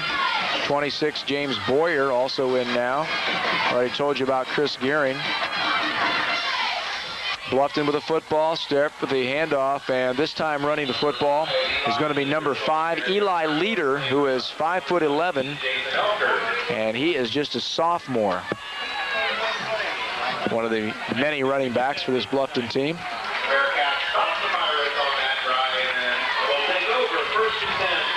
So, Carl, you've been limping around for a while now. Yeah, been doing I don't know if you would explain to our viewers what happened. You had to bring that up, didn't you? You know, I thought we'd get by this for one more week. It's my second week. I'm getting a little more comfortable. Ronnie Coons, our cameraman, was nice enough to show me on camera last week with my busted leg. Cracked my fibula jumping out of an airplane. Kind of landed wrong, and I've got one more week with this cast, and I'm back to my merry way. Spencerville with the football. Fumble, and Bluffton gets on it.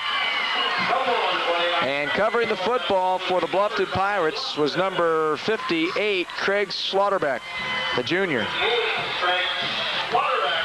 And so Bluffton going to come right back out on the field, and you're going to see all kinds of new players now. 1st and 10, 39-yard line with 3:26 remaining. You going to jump out and play with me next time? No, Carl. I tell you what, I really respect you. I think you're smart, but that's not one of the smarter things that you've done. Yeah, well, you know, you only go around once in life, Keith. I'll take my once. You got to grab all the gusto you can get. I'll take my once on the ground. Great experience, you know. Are you going to do it again? Great experience. Talk to me later. Well, at this point, the Bluffton Pirates are going to up their season record to 2-1. They're going to go perfect in the conference still at 2-0 after last week winning over Paulding 14-6. Spencerville is going to fall to 0-3 on the season, 0-2 in the Northwest Conference. And I tell you, their team giving up a lot of points, 28 zip to Minster, 44-14 to Grove, and they're going to give up 29, or all depending on what happens here, 29 points at least to Bluffton. But again, this is a learning experience for a lot of these players, a lot of young players, and all that Coach John Ettinger can do at this point is hope that his team improves from week to week and see the positives.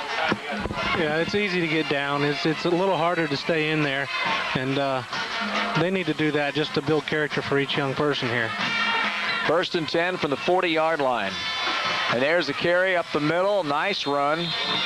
And this time it's number 40, Ben Selhorst, who is a junior carrying the football. Who hasn't carried the ball for Bluffton? I don't know. I might get in before this game's over with. You know, there's some spots on this roster, you know. There's always a spot on the roster. I couldn't run the ball. Some of those big boys up front, I might be able to get a yard or so. 2nd down and 10. Rather, 2nd down and 1 from the 31-yard line. Full house backfield again for the Pirates, and they hand it off. 1st down, again, Bluffton. And see who got the ball this time. Kantner is going to be the ball carrier. You know, Kantner's had himself a pretty good night. He's been used a few times by Coach Dennis Lee, the sophomore, getting a lot of experience. He's doing a nice job. That was Kantner's 6th carry of the night, and he's averaging about 4 yards a pop.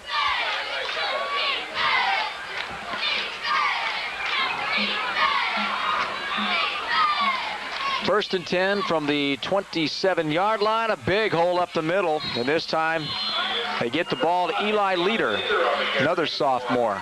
Kind of like a JV game right now. It is, and I tell you, as young as the first group of Bluffton players are, they got a nice team, and Coach Lee's doing a great job, and they're going to be a team to be reckoned with this year.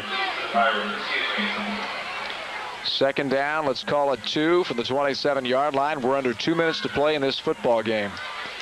Sterrett goes to the handoff up the middle. Looks like a fumble on the play, and flags flying around everywhere. And Spencerville covers it. Player who got on top of it was number 26, James Boyer. Officials are conferring.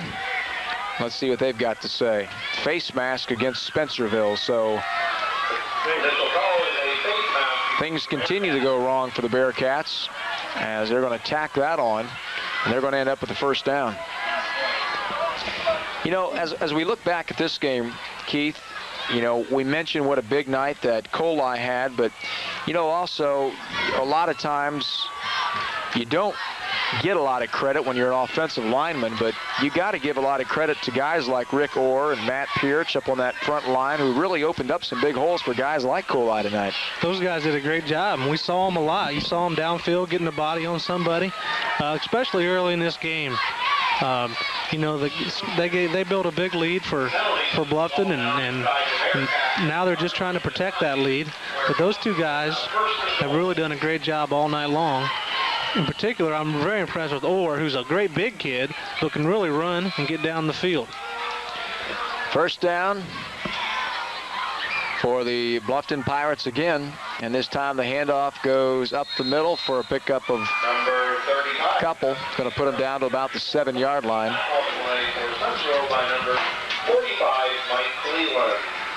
Mike Cleland with a tackle that time for Spencerville. We're down to 1 minute and 21 seconds remaining in this ball game. Ball resting to the 7-yard line.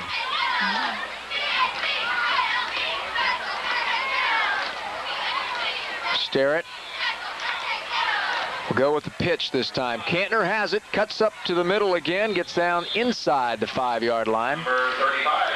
And I tell you, you look at a situation like this, you're under a minute, and these young guys want to score a touchdown too, believe me.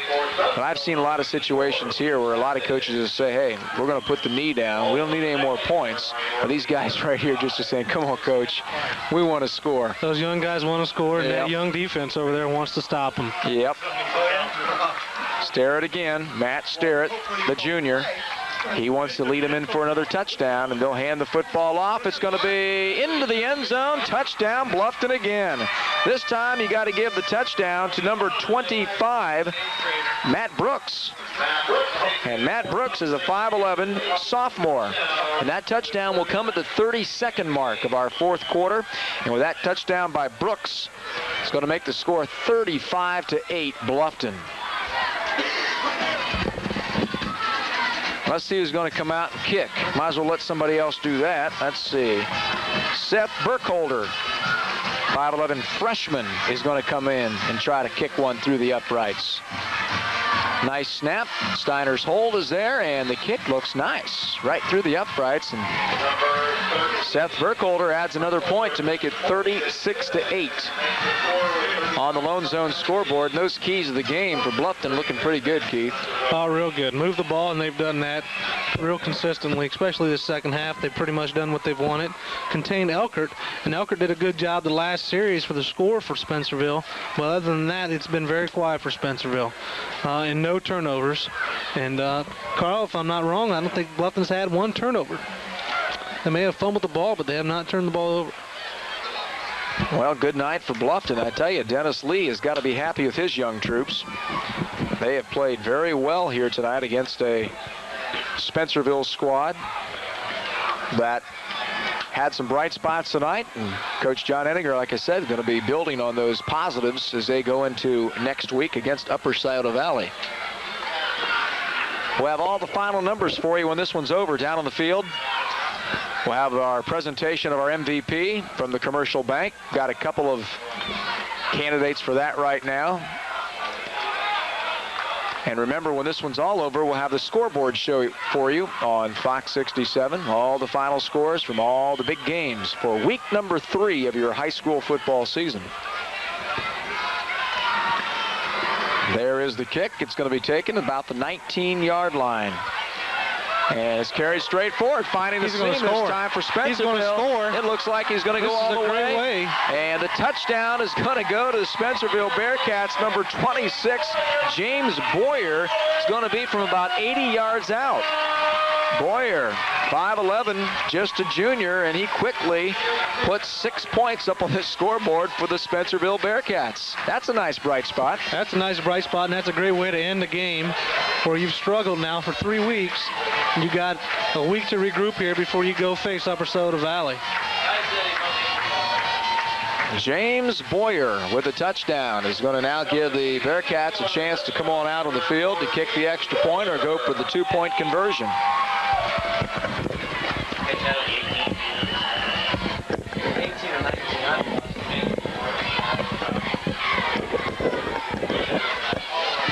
So everybody up here trying to see the official spot on that, but it's around the 18-yard line. That was a great job by those blockers up front also, Carl. So let's call it an 82-yard kick return. And that will come at the 19-second mark of our final quarter of play. Thanks for tuning in to Fox 67. Carl Metzger, Keith Horner. As you know, Fox is bringing you sports from the local. In terms of high school football, we've got the NFL on Fox coming up on Sunday. We've got Major League Baseball continuing. Playoffs just around the corner. Hockey coming up pretty soon. And of course, our big coverage of high school basketball. That starts in December, early December already. Now they're going to go for the two-point conversion. And there is the handoff, and the 2 points in there. And let's check numbers. Look like number 13. Tom Goki gets the two-point conversion, and Zach McMichael was the quarterback on that, number 12 for Spencerville. They make it 36-16. Denny Fuge down there on the PA tonight helping out a lot. Listen to Denny, he don't make too many mistakes. Principal of the middle school over here. Big time umpire in softball. Probably one of the best in the state of Ohio. Is that right? Does he go all over like a lot of those guys? Travel everywhere? He doesn't do it anymore since he got, see, when you get jobs in education where you got to be principals and stuff like that, it's just a lot of work. See, and you don't get a chance to do the things he used to be able to do. I understand. So he had to cut down on some of his other activities. They got 12 guys on the field, I believe. Oh, boy. Yep, and they got one off right there. They got one off. And Snare's the one that left the field. He wanted to hit somebody. Can't get enough. Now they're sending somebody back on. Let's see what they got. How many we got here? Oh, they're going to get somebody off. There goes Best. See, they're getting the starters out there, not the other guys. The officials are being nice about it. They're going to let everybody run out. Hurry up, Keith. Get out there. Go ahead. I want to see you climb down for the press box. 19 seconds remaining in this one. Bluffton with a shot to get it, and they kick out all the way. Nice kick. Goes all the way into the end zone. Who kicked it that time? Let's check to see who got that. Number 51, Dave Wiekert. Is that right? I believe so. Yeah. Nice foot. He ran back and got his own tee. That's always a good sign for a kicker. Yeah. Those guys don't do that very often. Yeah. That was usually my job. I play football. You're going to get that tee. You usually get a little guy out there running out there. First and 10. Ball at the 20-yard line. And Bluffton might get, this might be the final play here. Sterrett, unless it's a pass play, and I doubt that. Sterrett, the quarterback, and he's just going to take the knee, and that's going to do it. Good game here tonight from Memorial Field for the Bluffton Pirates as they are going to defeat the Spencerville Bearcats. Our final score on the Lone Zone scoreboard, it's Bluffton 36 and the Spencerville Bearcats 16. Hey, stay right with us. Coming up next, we're going to have our MVP sponsored by the Commercial Bank. And we'll also have all the final numbers for you. As you've been watching high school football action on Fox 67, WOHL Lima. Our furniture and appliances. Get a great buy on the newest looks for your home at Al's Furniture and Appliances, your original rent-to-own headquarters. Rent to own this 8-piece living room set for only $30 a week for 52 weeks, or $135 a month for 12 months with $150 down. If you want selection, we have it. At the absolute lowest prices, Al's Furniture and Appliances, just 5 miles west of Ottawa on State Route 15.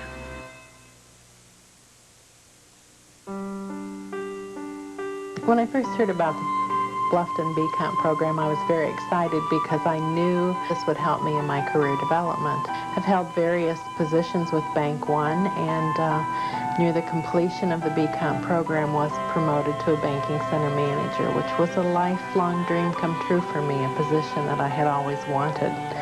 And I know that my education helped that to become a reality. So why do you think people shop at Kohl's Market? It's obvious. It's our taste-tempting bakery department, where your sweet tooth is always satisfied. Just look at this huge selection of baked goods, made fresh daily, never frozen. So why do you think people shop at Kohl's Market? Well, that's easy. It's the grocery department. Shop every aisle, where you'll find the best values for your shopping dollar. So why do you shop Kohl's Market? Vetter Lumber in Fort Jennings and Bluffton is your Service Star hardware, lumber, and home center. People have been coming to Vetters for answers to all their home problems for nearly 50 years now. That's because we have all the supplies you need for any job around the house. And we have the people to give you the advice on how to do that job right. And we wouldn't have been around this long if we didn't give you the right price, too. So come down to your Service Star good neighbor in Fort Jennings and Bluffton, Vetters Service Star Lumber. Catch the feeling and don't let it end. Right before Lincoln Mercury makes it fun again. We do make it fun again because we understand when looking for a new or used car, truck, or van, you don't want to be hassled. No pushy salesmen. Just straight, honest answers to your questions and the best bottom line price. Stop into Raby's, Allen County's only dual Ford Lincoln Mercury dealer, and see Kevin, Joe, Mark, Dave, John, or Todd, where you always get the straight answers and the best bottom line price every day. You offered suggestions about the East Ohio gas bill. We listened. I'd like to know how much gas I used this month and the past year. We can do that. Can you tell me when my meter will be read? Sure, we can do that. I love the information about gas company services and the conservation tips. We'll still do that. Can you make it simple and easy to read? You got it? It's your new customer design East Ohio gas bill, the West Ohio Gas Division of East Ohio Gas, a C&G company. What explains this passion? Is it physical attraction or the chance to save money? The roasted beef is very juicy. The cheddar cheese is so hot. Is that what is driving so many people wild?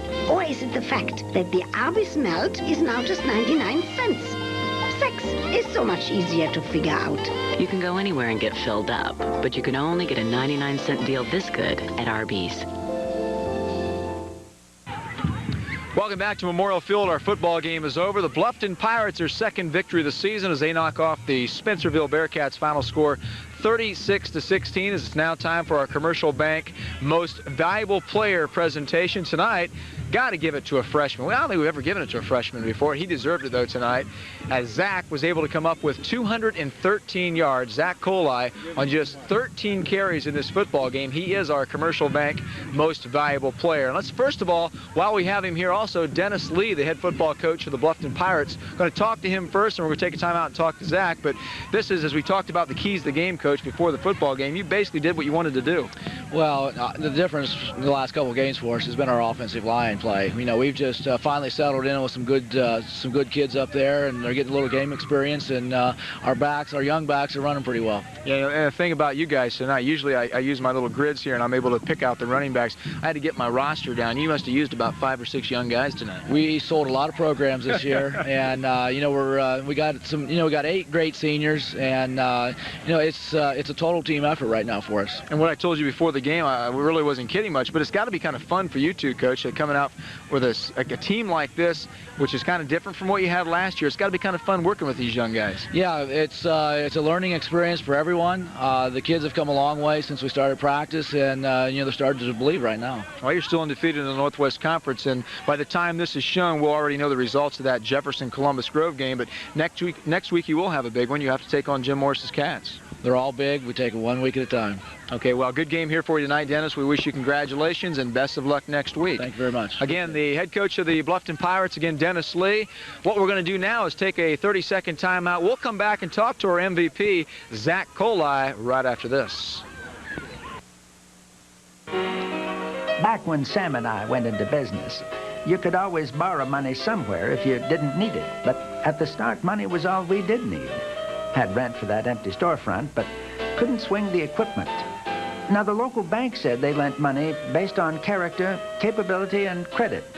I had credit, and we were capable, and Sam was a character. A heritage of helping small businesses grow. Ohio's real community banks. 2-1 now for the Bluffton Pirates as they win tonight over Spencerville 36-16. And I think this is our 4th year of high school football that we've been bringing you, and also in high school basketball. I can't remember in either sport of giving a MVP or a player of the game to a freshman, but we're going to do it tonight. Zach Kohli, and the numbers speak for themselves. 13 carries, 213 yards. Pretty nice night. Yeah, pretty good. Now, I'm going to give you a chance too, Zach, because I know that you ran the football. You got all the yardage and that. But we could have brought some other guys out here on the field instead to give them the MVP. You got the numbers, but I'm sure you'd like to thank some guys, huh? Oh, yeah, I'd like to thank Rick Orr and Matt Pierce and the whole offensive line. They were just awesome. They did a good job opening up holes to make me score. And you got to be kind of fired up, too, because you just being a freshman, you're playing with a lot of sophomores, juniors, a couple seniors on the squad, but great team last year. Now, you get to step in with this kind of a young team. It's got to be a lot of fun, huh? Oh, yeah, we're going to be awesome next year, and finish off this year will probably be pretty good too. Okay, we're going to give you our plaque for tonight, 213 yards, and this is the Commercial Bank Most Valuable Player Award. Congratulations to you, Zach, and best of luck against Jefferson next week. Oh, yeah. Okay, we'll let you go and get back to your the rest of the players. Congratulations to Zach. Go ahead, Zach. Get your helmet down there. Showed the plaque already. We'll let you go off to the side. See you later, buddy. And now we're going to wrap things up here with Keith Horner, and also we're going to bring Tony Castronova. See you later, Zach. Tony Castronova in with some of our final numbers, but again, a great night here for the Bluffton Pirates. Oh, I think Bluffton did a great job. That offensive line really took control early in the game. Rick Orr, and they opened it up for these guys. And the young guy here did a great job on those counters. 2 big counter plays, and broke one for 50 and another one for about 80 yards. And he's gotten the good wheels. So they're going to make a lot of noise before the year's out. Oh, for sure. And also, John Enninger's got to be happy, too. At the end of the ball game, got a couple touchdowns in there and some positives moving into next week. And that's exactly right. You got to focus on those positives as a coach. When you're struggling early, they got some things that they can build on. They moved the ball pretty good. They just couldn't put it in the end zone. And then they did get some points at the end of the game, so they got a lot to build on. Okay, nice night for you again tonight, Keith, and we'll see you in the future. Yeah, I've enjoyed it. Thank you, Carl. Okay, former football coach up in McDonald Whale, Tony Castronova, got some final numbers for us. Tony? Well, for Bluffton, they had 45 rushing plays for 321 yards. Of course, 213 yards come from Zach Kohli. They were 3 for 4 in passing for 22 yards. They had total yards of 343 yards. 12 first downs, 7 penalties for 70 yards. They had only punted 3 times, and the average was 31.5 yards a punt. And for Spencerville, and most of the yardage come in the second half, they had a total of 39 rushing plays for 101 yards, 18 passing, 6 completions, 1 interception. Passing yards total of 69. The total yards come to 170. They had 13 first downs, 4 penalties for 25 yards. They punted 4 times and an average of 34.5 yards a punt, and they lost 1 fumble. That was in the second half. Great job, Tony. Thanks, Carl. Way to keep the numbers. You must be a teacher or something, huh? Yeah, I'm a teacher. Right.